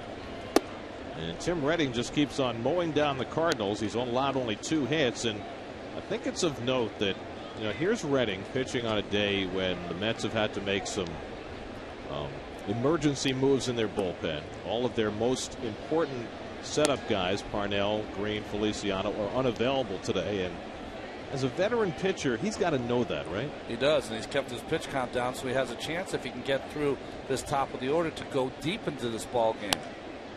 But I think you're right. Redding is one of those guys that it's just starting to get his feet wet. He's starting to feel like a part of this team. And you know the night before, when you go to sleep, what has happened in the game before. And you know the bullpen's been overused. You know Feliciano's been used 6 days in a row. And you say to yourself, you know what? Tomorrow, then I need a superlative effort. They need to get deep in the game. Well, he's been throwing a very aggressive fastballs today and getting ahead, and that's why his pitch count is down. And do you think there's something to that, Ronnie? Did he come out aggressively today because he knew that he had to have an extended outing, so he needed to keep his pitch count down? Well, I think that, you know, you hear a lot of people. Here's Danny Worthen, fine pitching coach in the Mets. Hear a lot of people say, you know, this pitcher should pitch to contact. You show me any pitcher who pitches to contact. No one wants to pitch to contact. No contact there as Rasmus is down swinging for the second time. 4 strikeouts now for Redding. But what you want to do, and I think what's really strong for Timmy, is that he's got the pitches to put the hitters away, but he's got to always work on top, and that's what he's done today.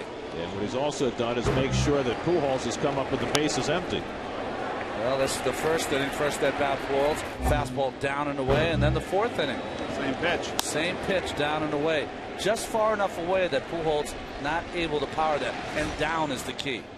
2 out, nobody on with a 3-run lead, which is exactly where Redding wants to be facing Pujols. Pujols has had one good swing, and that was on the hanging slider from Tim Redding. And he was too quick.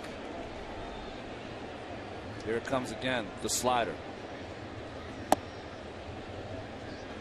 Pujols spent his teenage years in Kansas City, returned to Kansas City to face the Royals over the weekend, and tore the walls down. He's got 10 home runs and 26 RBIs in June, so he's been doing it all month of June. Hit hard and down the left field line for a base hit. Tracked by Tatis to the warning track, and Pujols easily into second base with a 2-out double. So his first hit of the night, the 16th double of the year for Pujols.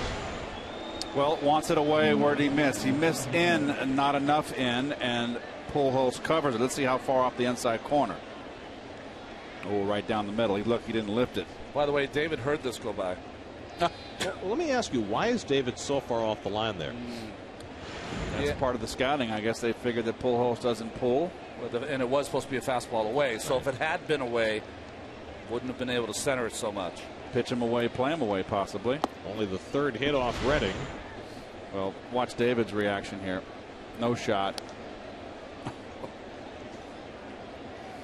And we'll see the differential of where he wanted it and where he missed. So that's too much plate. Uriah pitch differential. But my feeling is, Gary, and after this pitch I'll make this point, is that I will pitch to Pujols because you got Ludwig up next to who's got 10 home runs. If you pitch around, pitch around Pujols like they did Bonds, and you give him a free pass, Ludwig might hit a home run, and it's 4-3. If Pujols hits a home run, it's 4-2. You got a 2-run lead. Well, that's why you have to face him with 2 out and nobody on, a 3-run lead. Then you don't care so much if he hits a home run. Of course, you have to attack him there. It just drove me crazy when I just saw teams walking Bonds all the time. Yeah. Leading off an inning, walking him. Well, maybe in a 1-run game or a tie game, you might consider doing that, but not up by 3 runs. It's almost like it became a herd mentality with managers around baseball. Yep. Everyone's doing it, so I'm going to do it too. Exactly. Maybe they didn't want to get criticized in the papers the next morning. I don't know. Pitchers, you got some macho in you. You want to go after the best, don't you? Challenge him. Go after him. That's the beauty of the game.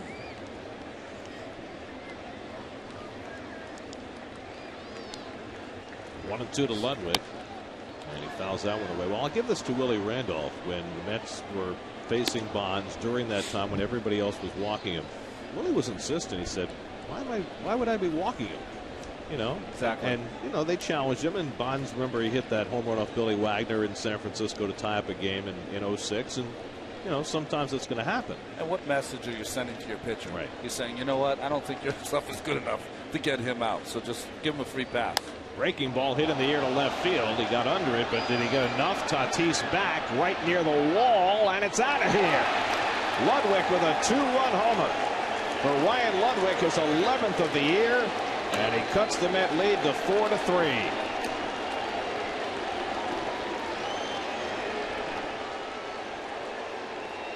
A high, towering home run that just cleared the wall in left field. Well, one of the few mistakes from Redding. 2 mistakes this inning, and there's a hanging slider right there, and the fastball that missed the Pujols.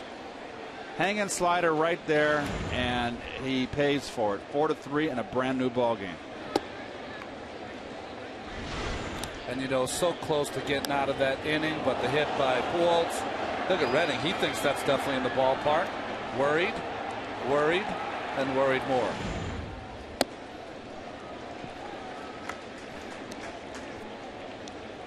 So Ludwig, who sat out for a couple of weeks on the disabled list back in May with a hamstring and is not putting up quite the numbers he did last year, has his 11th of the season. Shot out to shortstop by Ankiel. Cora gets in front of it and throws him out to end the inning. But Pujols with a 2-out double, Ludwig with a 2-run homer, and the Cardinals get themselves back in this game. As we head to the bottom of the 6th now at Citi Field, the Met lead is 4-3.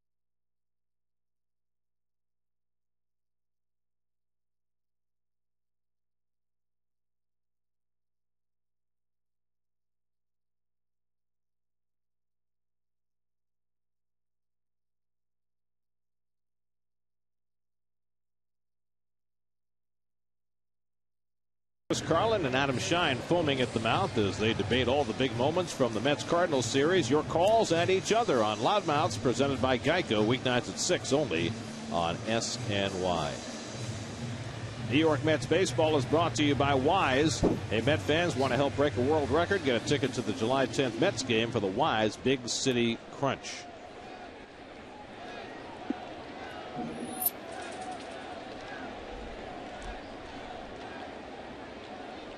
Santos lines one into left field, and Omir is 3 for 3. First pitch swinging. Santos gets the bottom of the 6th started with his 3rd single of the night. Well, nicely done by Santos, and that's going to get Tony La Russa. His team has come back here to within a run. He's not going to let this game get away from him. Wellemeyer's throwing 88 pitches through 5 innings plus. And now Jeremy Reed. Santos just keeps building with confidence. Gets jammed for a hit in his first at bat. Then he hits a first pitch fastball right through the box. Then a first pitch slider for a hit to left. So he's used all 3 fields for his 3 hits. And Reed takes low for ball 1. Reed is struck out and flied to center 0 for 2. I kind of like a hit and run here. Yes, good call, Keith. Reed goes that way nicely. He's a cut and slasher. Bruce has been known to pitch out 1-0 though.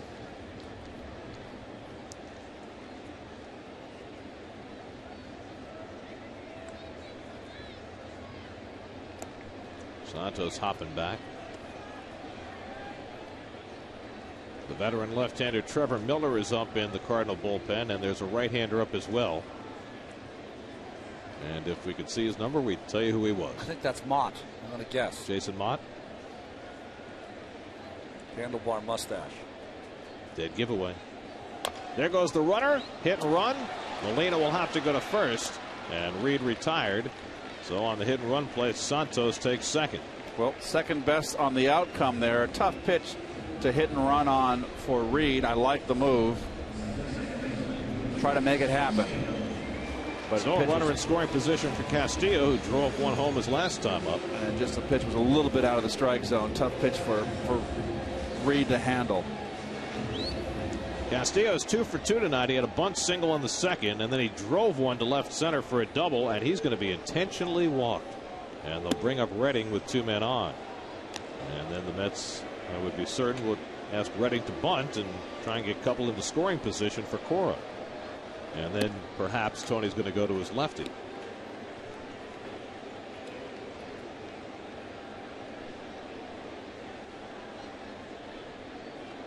So this will be the 4th walk for Wellemeyer. And it'll give the Mets a couple of base runners. Cora behind Redding. And of course the Mets are not going to bat for Redding. They need for Redding to pitch deeper into this game, especially with the lead here. And I think that's what La Russa had in mind, knowing that the bullpen is taxed. And he's going to come out to the mound right now, Tony. Maybe he'll bring in the lefty right now.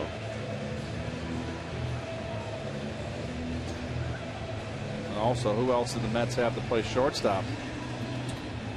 If in fact there's no way that you could pinch hit for Cora if you wanted to, or and Alex has done okay. Yeah, of course, but there's no that option is not on the table for Jerry Manuel, and La Russa knows it. La Russa really just talking about how defensively he wants his team to play. This bunt attempt by Tim Redding. Remember that Redding hit the ball sharply his last time up, swinging with the infield in, and Ryan made a nice play to save a run. So if they play the wheel here, perhaps Redding swings away. They wouldn't play the wheel with 1 out. You don't want to open up anything. If the bunt's successful, you've got 2 outs, runner on third. No big deal. Get the 3rd out. So you never want to take a chance and open up. So you can look here at the third baseman and that beautiful spotlight playing in. Almost like a halo. It's sweet. Let's have some more fun. Look where Ryan's playing. Right behind second base. And Redding swings away. Did you see that play right there? That was a very strange one. With Ryan playing halfway between second and third. He came over because Pujols charged hard. It was kind of a setup to get ready. See, he's right here. Now watch him. See how he swings over to cover the hole there. Well, that's Schumacher, but what about Ryan, the shortstop? Look where he's playing. Halfway between second and third. He's playing there again. Well, he has a feeling that if he plays this close with his speed, he can beat Santos to third base for the force out if Greene wants to charge. So it's almost like a modified wheel play. It's a half a wheel. Yes. That's what it is. Yeah. So he's already in position, and he can beat the runner to the third. But I think it gives them more options. I think that's what Tony's thinking. I like this right? play. I've never seen it. It's a good play, but the problem is Khalil Greene, who they're talking to right now, is not playing far enough in. Yeah, well, he's got to be really aggressive. He's a very inexperienced third baseman. There we go. But a shortstop his whole life. The whole situation here, is to cover the bunt. It's a nice play. I like it. Well, I guess what it is it gives you the advantage of the wheel play without opening up as much of the infield because your shortstop stays home until late. Exactly, and the key is that Schumacher at second breaks off late. He's not letting Santos get a big lead. Because if he broke too early, Santos really could just take off as soon as Khalil Greene comes in for the bunt. Now with 2 strikes, let's see what Jerry Manuel has in mind here. Looks like they're going to play it the same way. Look at Pujols. My goodness, I love it. Way down Redding's throat there at first base. And Redding with the bunt on takes low and away 2-2. Well, this is fascinating. I love it. And what's good about this is that Santos, as soon as Schumacher leaves, he can go as far as he wants to because let's say Redding bunts through the baseball, there's no one covering there, so Molina won't be able to go and attack him at second base. You can get even almost with Ryan because he's not going to beat you to second and collect the throw at the same time. You just have to worry about Schumacher coming back. Exactly. I'm sure they have a pickoff play also with this defense. And Redding gets the bunt down. Molina going to third in time. So Ryan, the shortstop, got over to cover third, and it worked the way the Cardinals wanted it to. They pick off the lead runner, Santos. The key was the second baseman keeping him close, and also look at Molina, bare hand without hesitation, and that's a bang play. And if Molina hesitates for 1 second, he's going to be safe. Beautiful play by Molina. Redding also needs to get that bunt a little further away from home plate. Khalil Greene did not charge enough. If he got that anywhere towards Greene, Santos would be safe in third, but 2 strikes, not able to do it. So first and second and 2 out for Alex Cora. Cora twice his fly to left, and he's walked. 0 for 2. Mets leading 4-3 as they bat in the bottom of the 6th. This will be Wellmeyer's 100th pitch of the night. And Molina blocks that one 1-0. Again, that left-hander up is going to be for Murphy. So if Wellmeyer wants to stay in this game, if you're a pitcher, Ronnie, you know Cora's your man. And Cora's got to be thinking along with Wellmeyer, knowing that, you know what, Wellmeyer probably is going to come after me here. Started me with a curveball for ball 1. I might get a fastball, maybe the only one I'm going to get right here to hit. And he hits it to left field, shallow, falling fast, base hit. Here comes Castillo to score, and it's 5-3 New York. Well, Cora got his fastball, and he did something with it, a little flare for the 2-out hit that gives the Mets a 2-run lead. Well, Tony La Russa is probably second-guessing himself right now. You know, should I have brought in the left-hander to face Cora?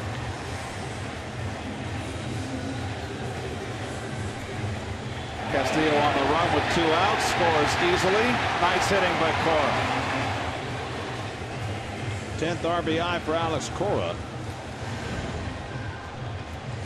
And so now La Russa will make the pitching change and bring in the lefty to face Daniel Murphy. This call to the bullpen brought to you by Lincoln Mercury. We'll be right back.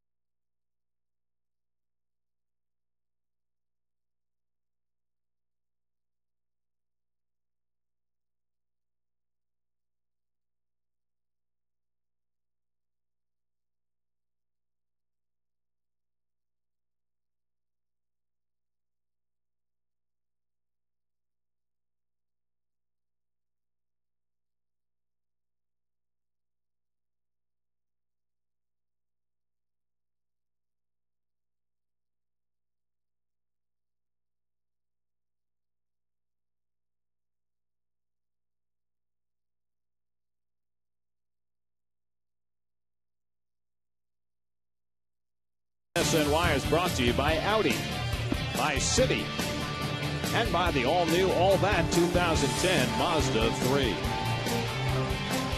36-year-old Trevor Miller comes on to try and get Daniel Murphy out. Yeah, the well-traveled Trevor Miller. You can see his numbers so far this season have been outstanding. Has not given up a run in his last 5 appearances. Lefty's hitting just 136 against him. Murphy had a home run his last time up over the 378 mark in right center. And he fouls off the first pitch fastball, 0-1. Change up over the middle. Stayed back. Let go with one hand. His 5th home run. The 2nd hit of the night. Mets have 10 hits in the game, chasing Wellmeyer after 5 2/3. Well, that's something the Mets have been doing. And that's getting double digits in hits, Gary, but the extra base hits haven't been there. Well, they've had a double from Castillo and a home run from Murphy tonight. Redding at second and Cora at first with 2 down. Mets have a run home here in the 6th on Cora's 2-out hit. And now Murphy takes the fastball that just missed. 2-1. David Wright on deck, and so this will be the only batter for Miller. There's no way they leave him in to face Wright, who is all world against lefties. And Miller usually is a one batter at a time kind of reliever. Pitched for Tampa Bay last year. Fastball for a strike, 2-2. Same pitch. It was a ball last time. I thought it was a strike both times. Things change, Keith.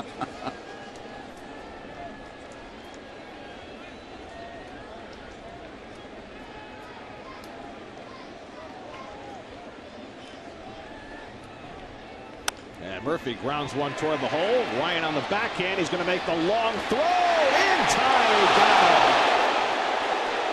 Brendan Ryan with his second terrific play of this game as he guns down Murphy to end the inning. Mets get a run. Ryan keeps them perhaps from getting more.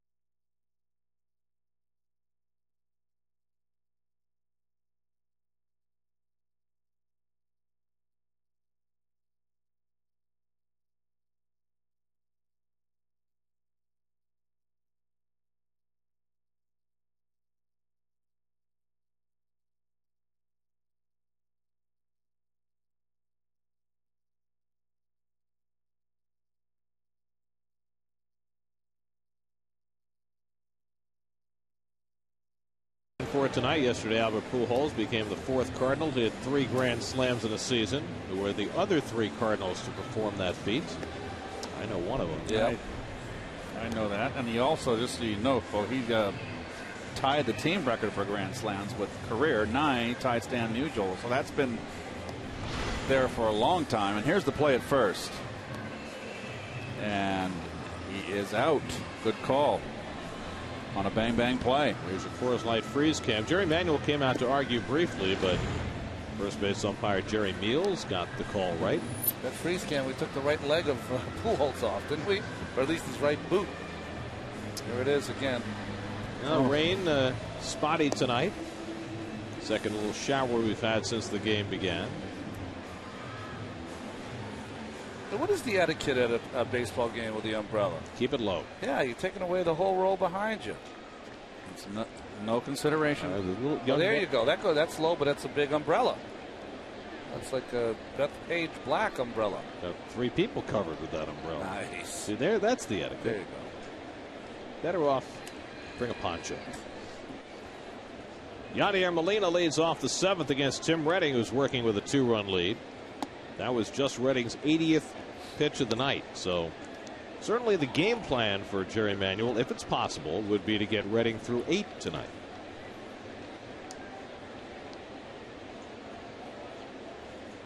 Jerry said before the game tonight, if he needs an 8th inning reliever, it would be Brian Stokes. What do you use Frankie if Pujols is in the 8th inning, is up in a threatening situation with 2 outs? What do you use Frankie for 4 outs? 4 or 5 outs, right? I would bet he would. I bet you he would too. The bar is set high for Redding. To avoid that happening, he would have to retire the side in order in the 7th and the 8th to avoid Pujols coming up before the 9th.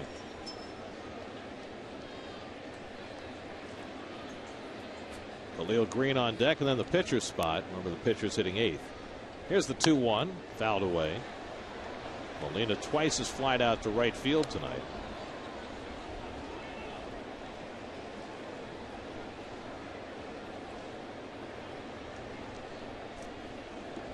Redding's allowed only 4 hits. He's walked 1. He's struck out 4.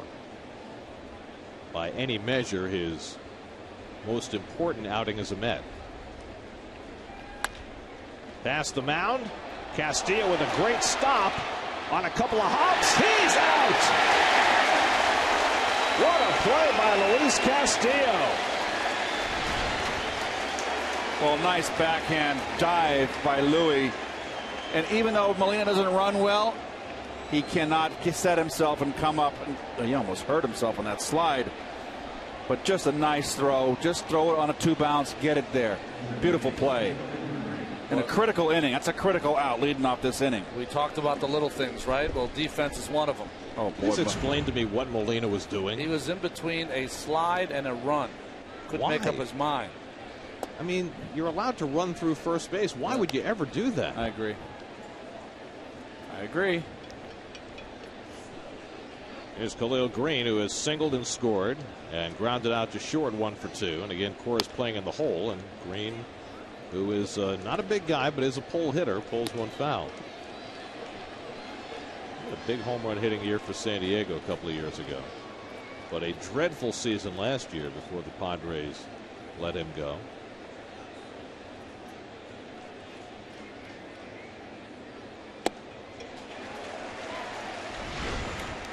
Well, here's the slide again, and he could have broken his ankle right there, or he could have hyperextended his knee, tore his knee. Oh, it's just a whole bunch of things could have happened. Fortunately, it appears to be okay. Hit hard right at Cora, who again had himself stationed perfectly, and that's the 2nd out. Well, 3 times Greene's hit it in the same spot. First time it was a hit, and then Cora made the adjustment, and the last 2 have been outs. Man, again, we talked about Redding going to the 8th inning. Well, he needed a quick inning here. He's 2/3 of the way there. Now Joe Thurston will pinch hit. Thurston batting for Trevor Miller. And so the Cardinals will have a new pitcher in the bottom of the 7th. Thurston has played some third base for the Cardinals this year, who've been patching at that position with Troy Glaus having been out all year. They're hoping Glaus will be back in July, but there's no guarantee of that.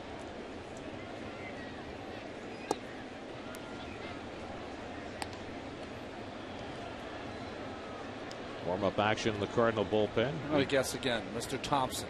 No, he's going to start a game. Starting on Wednesday. He's going to start. I bet you it's Blake Hawksworth.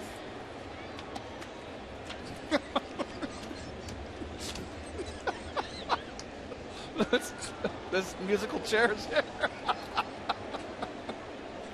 Colonel Mustard in the conservatory with the rope.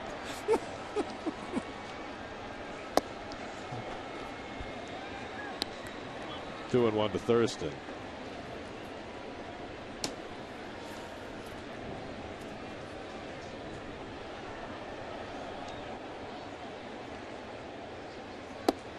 Up and away in Redding, behind on the count 3-1. He's walked only 1 tonight. This is one of those times in this 92 pitches, great strike to ball ratio in this ballpark. Fastball away, let him hit it to center field. Let your center fielder Reed make a play. You don't want to give a free pass. So he throws the fastball, and Thurston pops it straight up. Santos squeezes it, and Redding has himself a 1-2-3 7th. And he'll be right back out there for the 8th. Thanks to Luis Castillo, who made a brilliant play to rob Yadier Molina, who's fortunate not to have injured himself. And it gets Redding through the inning.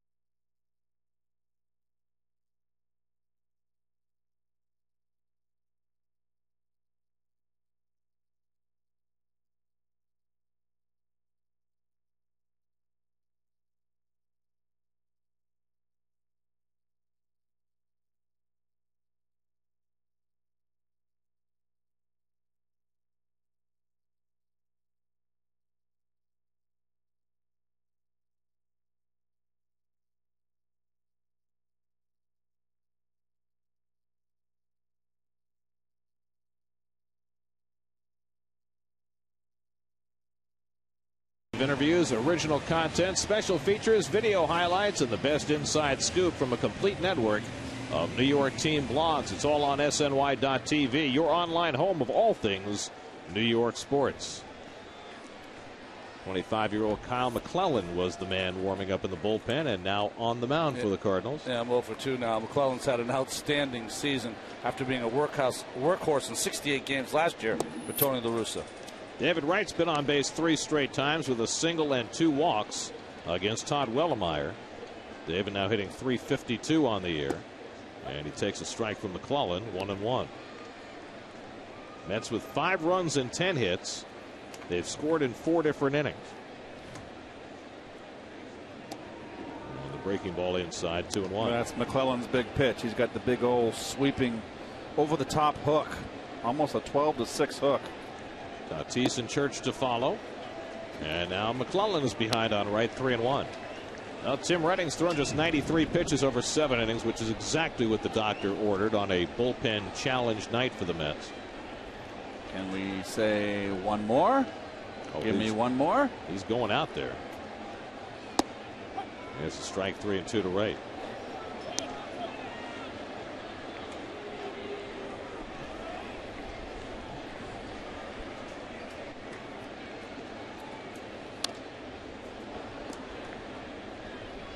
Todd Wellemeyer went 5 2/3, allowed 5 runs, 10 hits, 4 walks, 1 intentional, 2 strikeouts, 1 home run. Trevor Miller got 1 fine defensive play made for him. That was his outing. And now McClellan. And Wright on 3 and 2 hits 1 in the air to right field. Moving over is Ludwig.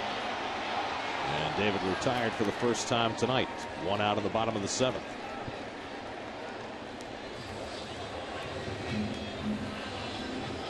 Now Tatis, who singled his first time up and then bounced into double plays each of the last 2. It's a very festive song that Tatis has played when he comes to bat. He's a very sunny guy. Yes, he is. Absolutely. I love him. I think he's a terrific guy. He is relentlessly positive. Yes. Always has a smile on his face. I think the world of him. I think he's such a positive force on this ball club. And of course, he began as a St. Louis Cardinal, had the one great year for them in '99, and then things began to fade for him. He fell out of favor with Tony La Russa. Grounded slowly, and in comes Ryan to field it, and gets Tatis for the second out. Fernando resurrected his career last year, and although he's struggling this season, the Mets are certainly hopeful that he can get things turned around at a time when they really need for him to generate some offense. And this guy too, Church. Ryan tonight hit 1 to the center field fence in the first inning for a sacrifice fly. Since then has grounded out and struck out 0 for 2.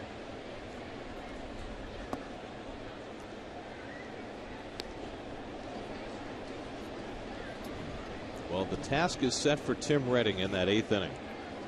He's got 9, 1 and 2 coming up. He got the side in order in the 7th. If he can do the same in the 8th, then that would mean Pujols wouldn't come to bat till the 9th.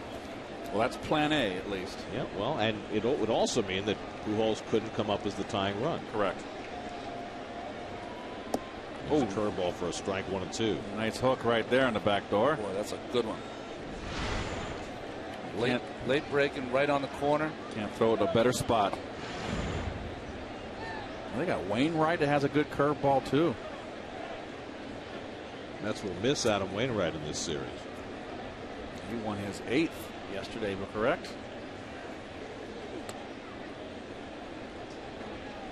Well, the Cardinals have gotten good pitching. Their staff is 4th in the league in ERA.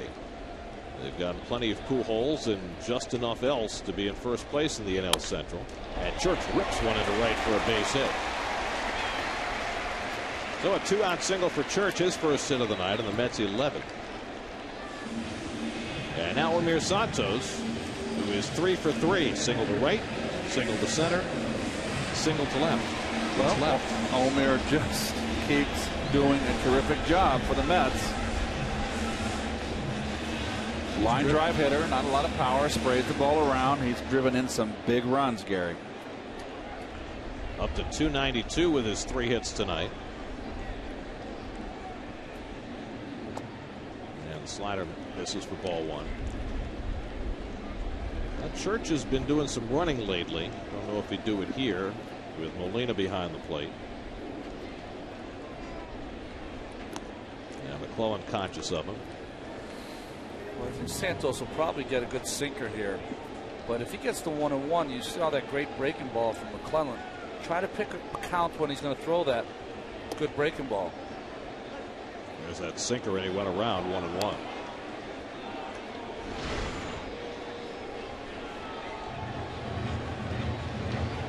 I don't think so.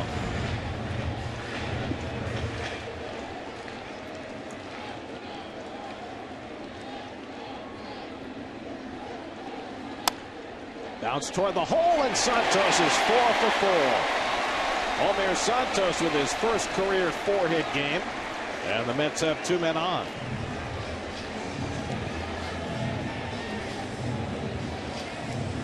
Well, we're going to show you all the hits. There's a little bloop that drove in a run in the first.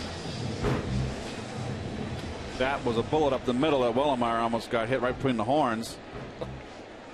And this was a bullet right over into left field. And this one coming up right here was a good little sinker. And nice day, Omir, good day. Good for Omar, too. He signed him. That's right. So 2 out and 2 on for Jeremy Reed. He got the start in center field tonight. Has gone 0 for 3. Struck out, flied out, and then on a hit and run play hit a dribbler, and Molina threw him out. Big run to drive in right here. And the curveball in for a strike.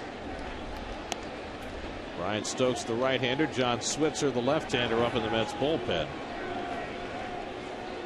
But Jerry will try and get Redding through the 8th. Reed chasing a high one, fouls it off, 0-2.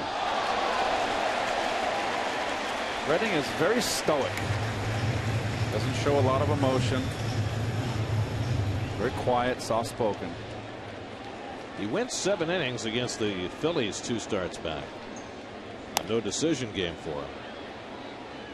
So he will go to the mound in the 8th inning tonight, trying for his longest outing of the year.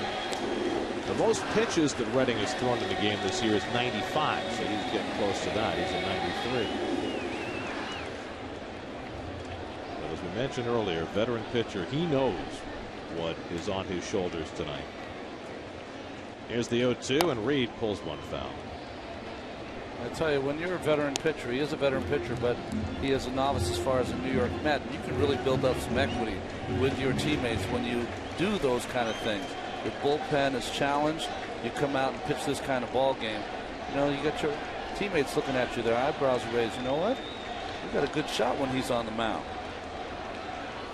Well, there are a couple of other pieces to that, too. One is Redding has not won a game yet, and I think he'd like to have it under his own control. But the other one is, you know, John Maine pitched well tonight on rehab.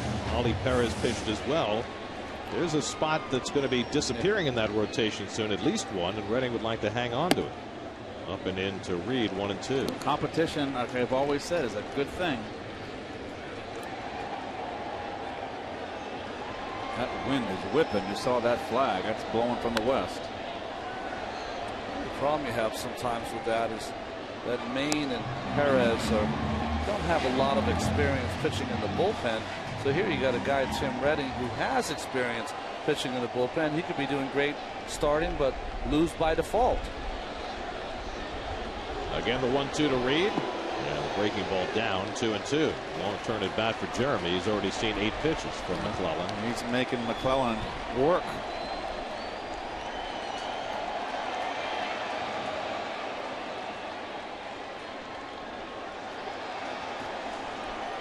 I think he's going to double up on the curveball here, Keith. Let's see. And he struck him out with that curve. So McClellan fans Reed to end the inning. Mets leave 2. And Redding back to the mound for the 8th with a 2-run lead.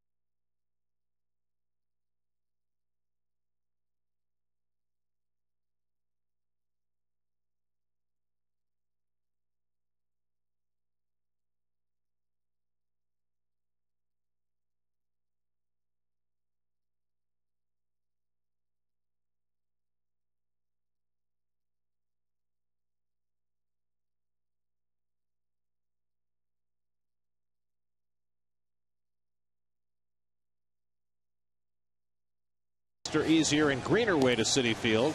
Get to the Mets' new home of amazing and visit Mets.com or call 718-507-TIXX for your tickets now.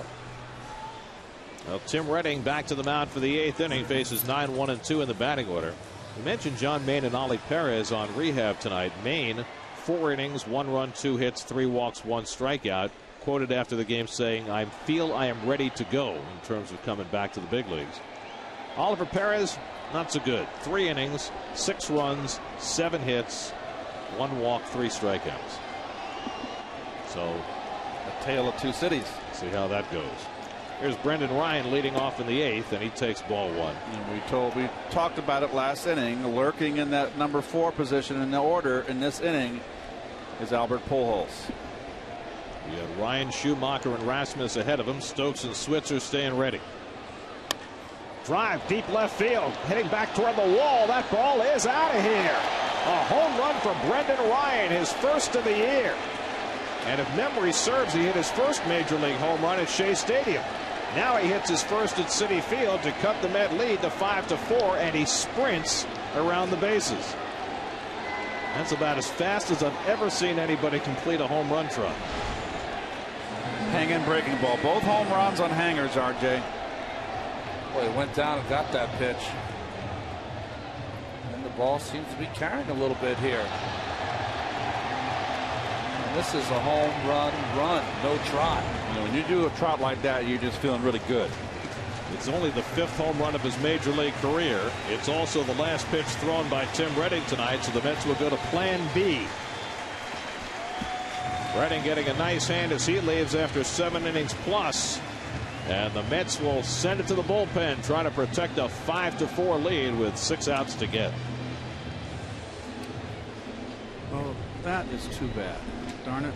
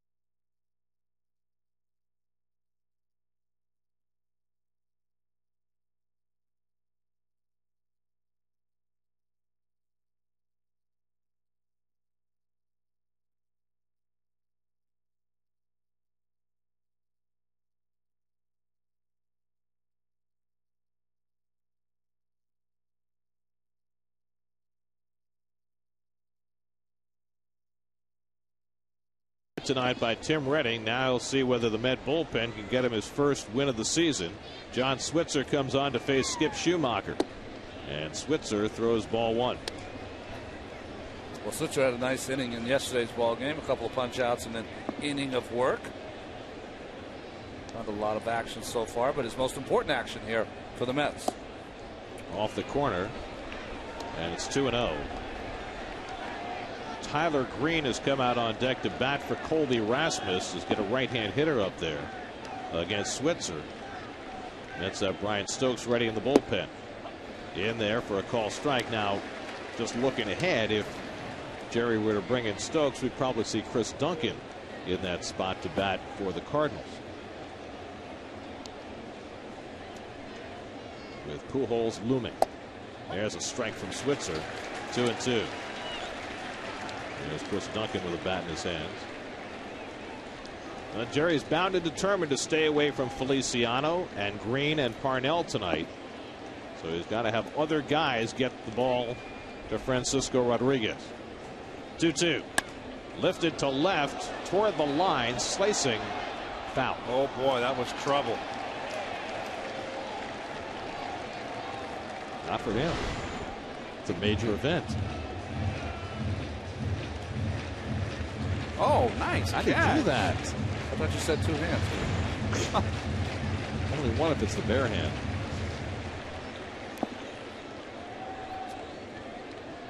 One of our healthier fans. Got the grapes. Grapes at a ball game? I don't get it. World's changed. Here's a 2-2. A little low. And a full count to Schumacher. John Switzer in just his 4th outing for the Mets. Tyler Greene, the rookie, on deck. He's got some power. Right-hand batter. He's had one pinch hit home run. Swing and a miss. He struck him out. So Switzer strikes out Schumacher for the first out of the inning. Well, you want to stick with the big club. These are the kind of outs that you have to get when you come in. Nice pitching by John. I don't think Jerry wants any part of Chris Duncan. Has got some pop. Absolutely. I think this is the matchup he'd rather have.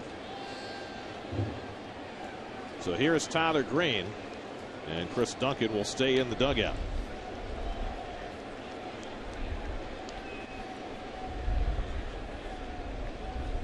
Yeah, Greene takes outside ball 1.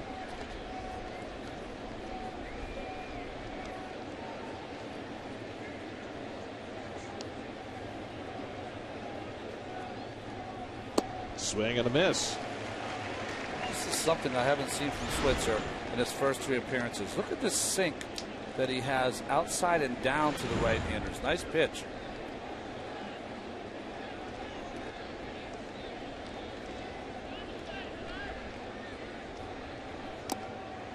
Greene chasing, just got a piece of that. When he turns that pitch over, Keith. Remember the old Cardinal John Tudor. That's the kind of sinker that Tudor used to feature. Sinker ball pitcher. It's a good hard sink. Tyler Greene, first-round pick out of Georgia Tech in 05. 16 home runs in the minors last year. 1-2 from Switzer. Line over short, base hit. And now the Cardinals have the tying run aboard, and Pujols coming up. So we'll see how Jerry handles it here. He'll bring in Stokes to face Pujols, and then the question is, how aggressively do you go after the biggest bat in the lineup? 1-run game, 8th inning, tying run at first base. The wheels turn as Stokes comes on to face El Hombre when we come back.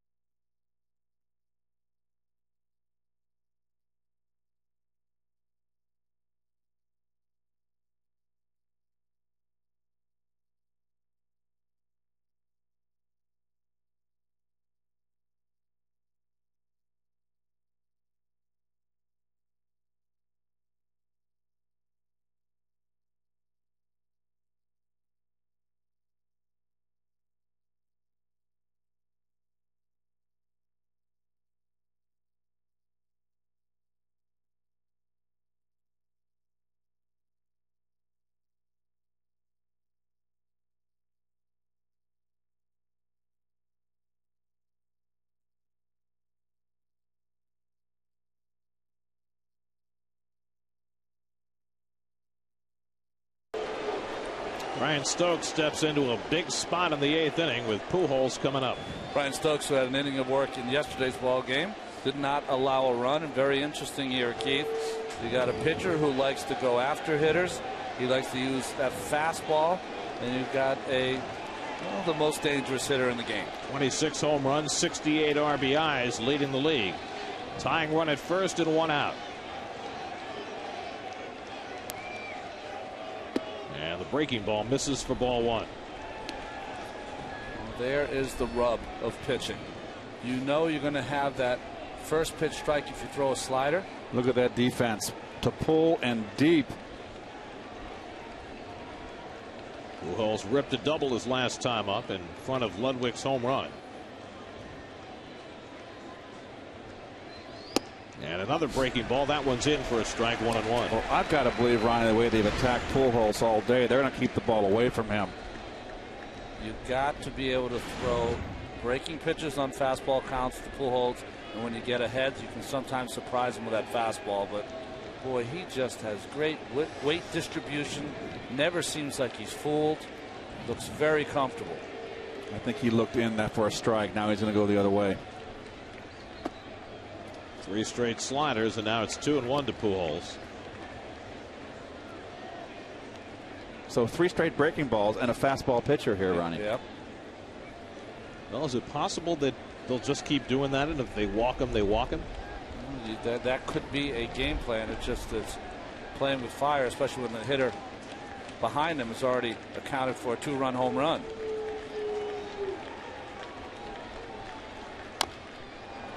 They threw him a fastball, and he fouled it off, 2-2. Fastball in. After 3 sliders away, breaking balls away, came in. So went after him.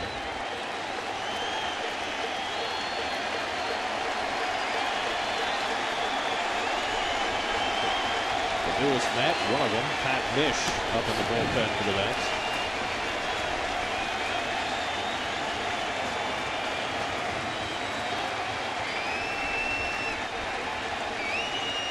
Two.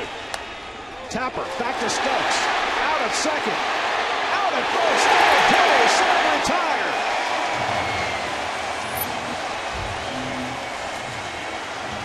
Redding loving it as Stokes gets Pujols on the 1-6-3 double play, and the Mets carry a 1-run lead.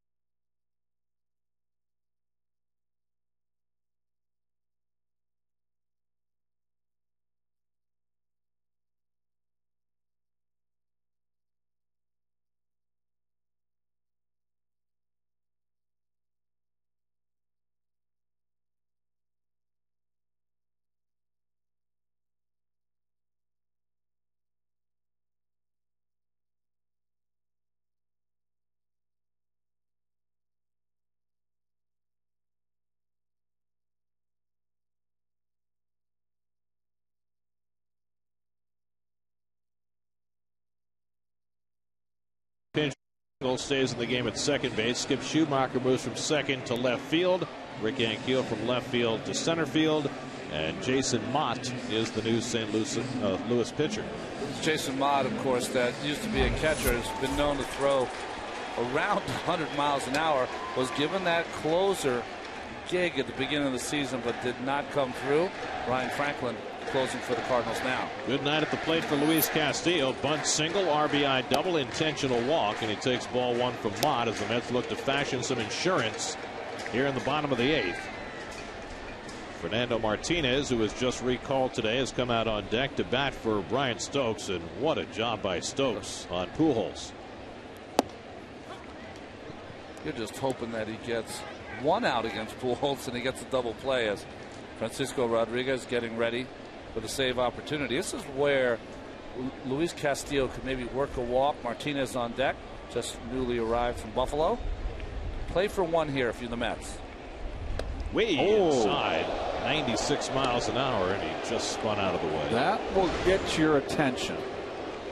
This is some giddy up too.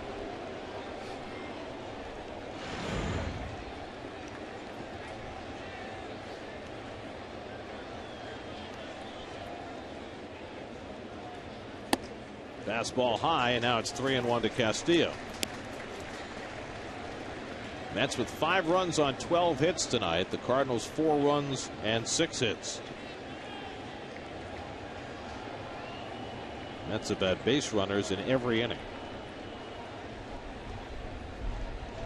And Castillo taking all the way. That's a strike. That's a good take there. Trying to get on base any way you can. 3-1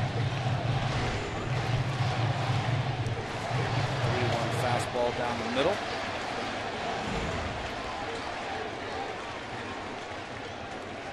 Now on 3-2, Luis slaps one to the left side. Diving Khalil Greene gets to his feet. Safe. And Castillo's on base for the 4th straight time. Well, nice slap right in the hole. Nice play by Greene on the dive. Just can't get up in time. And Castillo hustling down that line. If you're wondering about if Luis has lost a step, I don't think so. Very interesting play there, Keith. Really, the person who needed to make that play was Ryan. Agreed. Who was right behind Khalil Greene. Khalil not experienced at third base. Fernando Martinez has been announced in the game as a pinch hitter. We'll see if La Russa brings in a left-hander now, because he's got 3 lefties in a row with Martinez, Cora, and Murphy. And Tony's going to take the baseball, so Mott is done after 1 batter. And the Cardinals will make a pitching change and bring in the veteran lefty Dennis Reyes. Mets up 5-4 in the 8th. We'll be right back.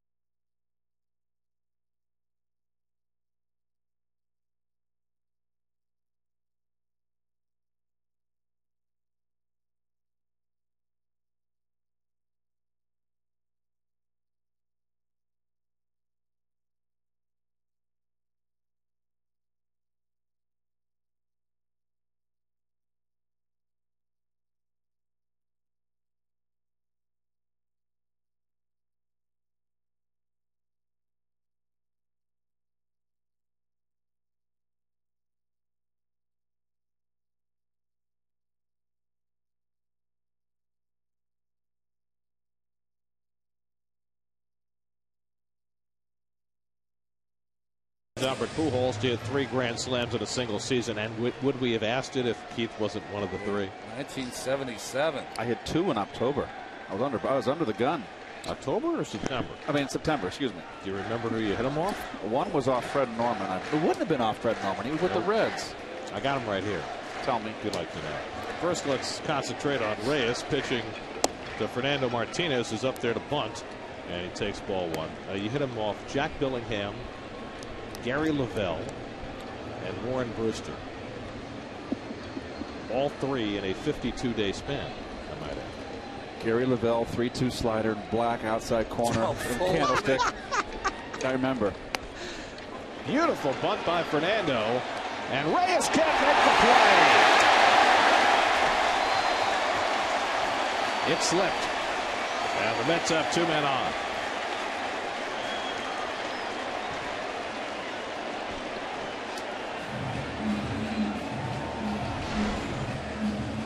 Well, Reyes not moving too good.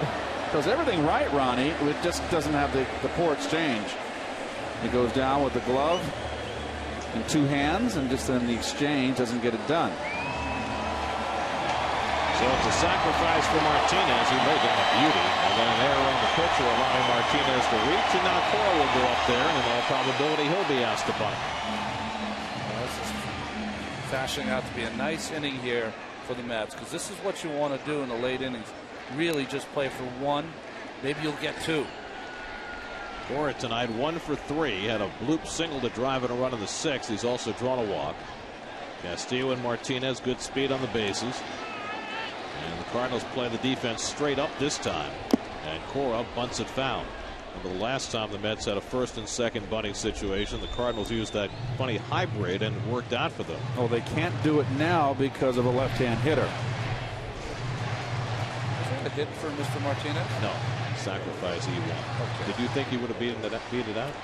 Well, No. they just finally put the error. See, I don't get the feed that we get. He would not have beaten it out.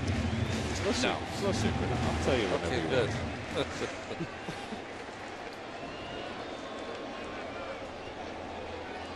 And now Ryan makes the break, and Cora has the base hit.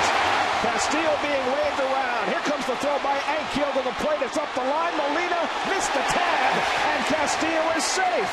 And it's 6-4 New York. Oh, man, I do not believe. I thought he was out. I thought he made the tag. What a throw by Ankiel. What a throw. This is a dart.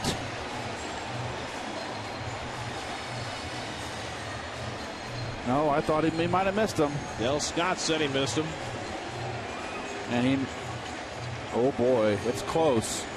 And he's blocked. He's out of position, the umpire there.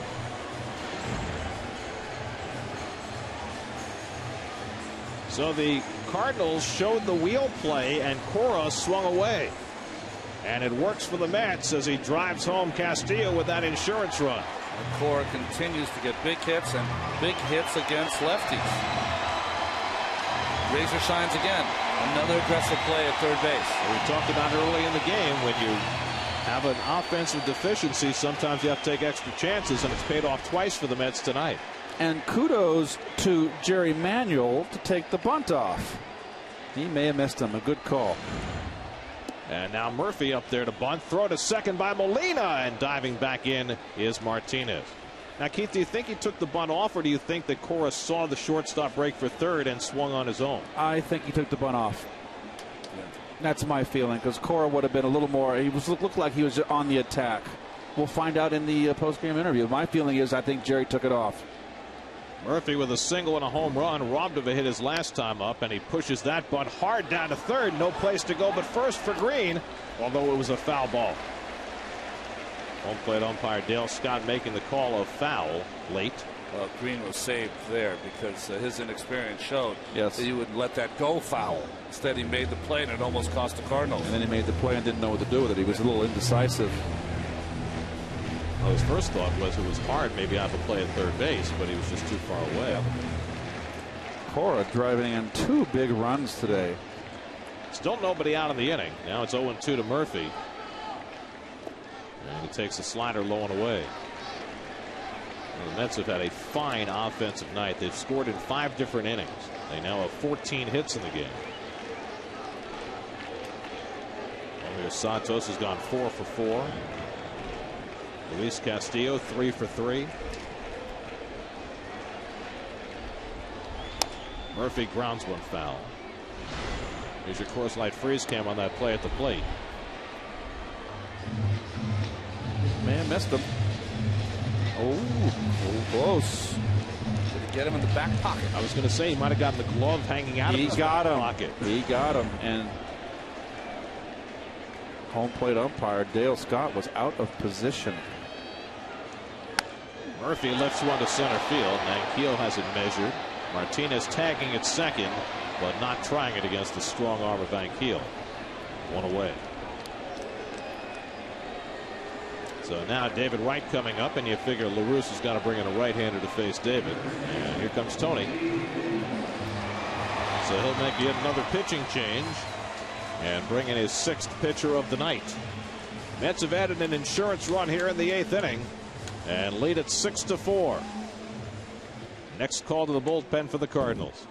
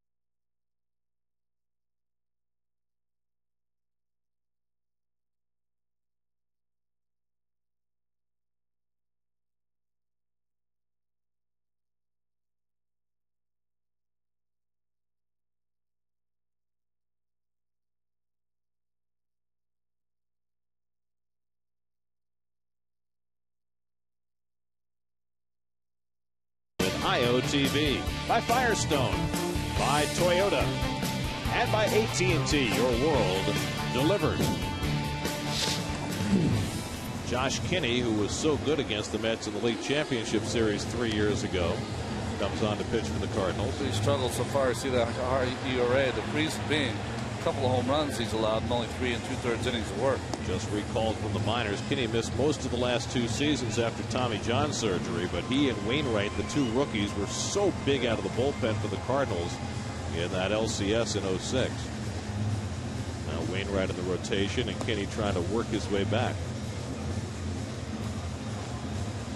Tomorrow at 6:30, the Mets look to ground the Cardinals and the dominant Albert Pujols as they continue their series here at Citi Field. Mets-Cardinals coverage begins tomorrow at 6:30 only on SNY.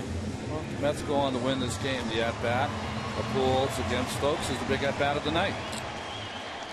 A lot of big plays, but that was the biggest, that's for sure. Now the Mets would love to break this thing open. They've got Martinez at second, Cora at first, and 1 out with a 2-run lead in the 8th. Wright is 1 for 2 with a pair of walks tonight, singled and scored back in the first.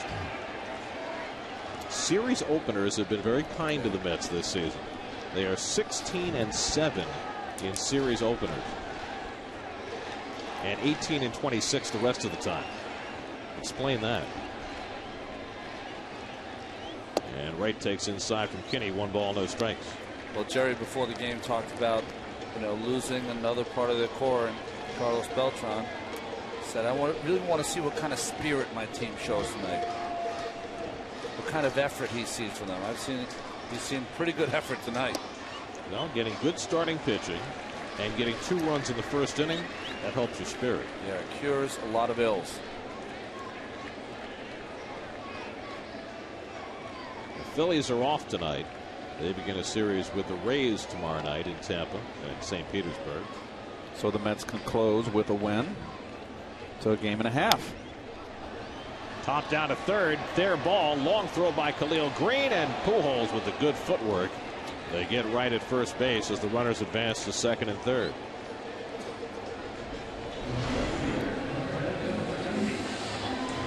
Well, Greene here just doesn't know quite what to do. You think he could have got the force out at second. Not sure about Cora, but you normally would get the lead runner. David showing a little frustration. So now Tatis is 1 for 4 tonight. This is where Tatis' season has hit a roadblock this year. 2 outs, runners in scoring position, 1 for 17 this year. And he takes the breaking ball for a strike from Kenny.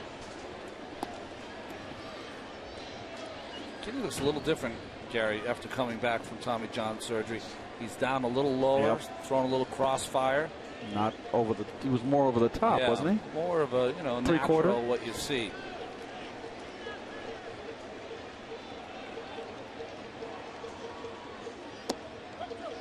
He stays with the breaking ball and gets ahead on Tatis 0-2.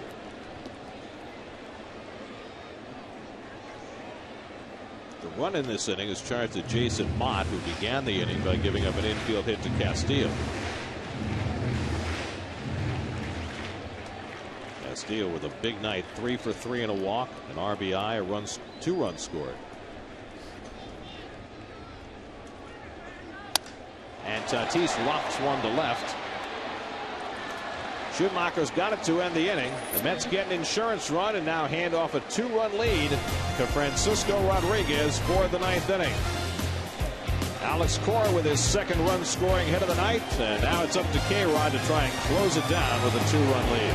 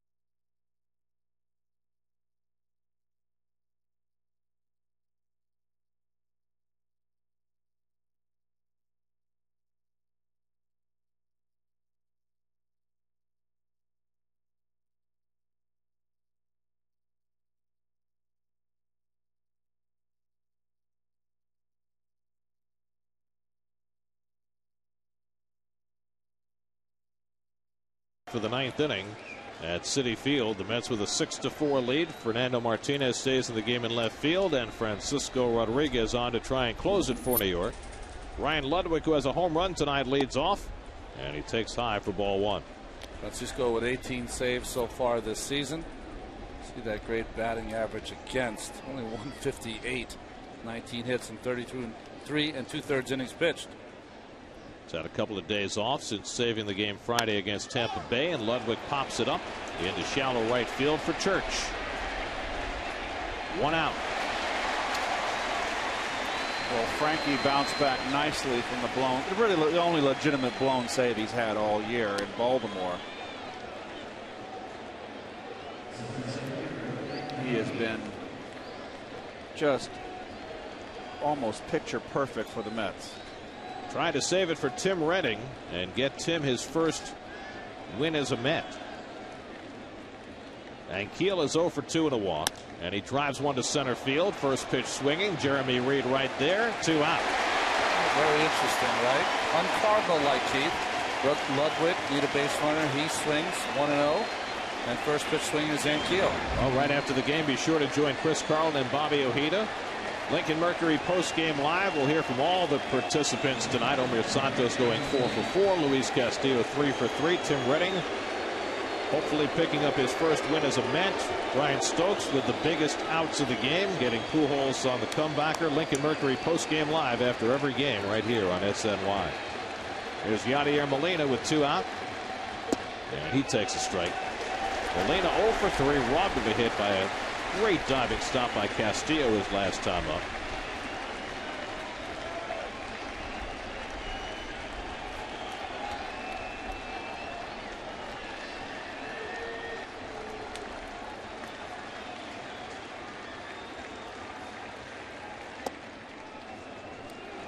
One and 1 to Molina.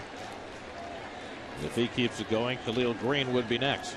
5 straight fastballs from Francisco Rodriguez. I don't think we've seen that all season long. 2-run lead.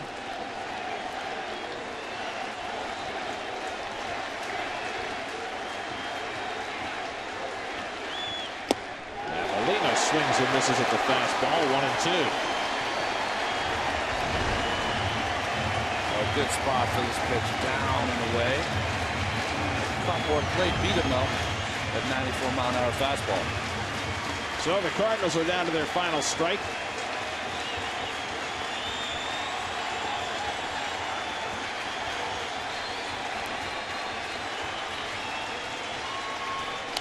Fouled away. I mentioned earlier, Molina, a tough guy to fan. Mets got swept a 3-game series in St. Louis earlier this year. Trying to get their first win against the Cardinals, who make 2 trips to New York this year. This 4-game series and then a 2-game series in August. This is really one of those wins that can be a shot in the arm for this ball club. This is one of their mainstays. Beltran goes on a disabled list. Come out fighting here on Monday night. Very wanted spirit. He got spirit. 1-2. Dismissed. 2-2 to Molina.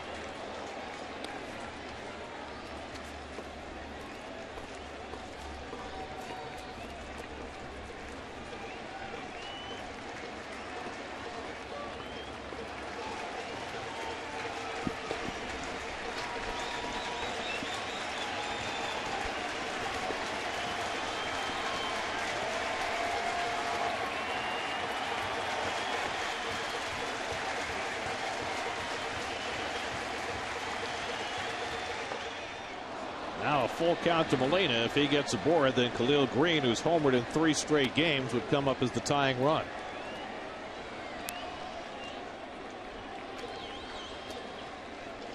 So Molina trying to keep it going for the Cardinals.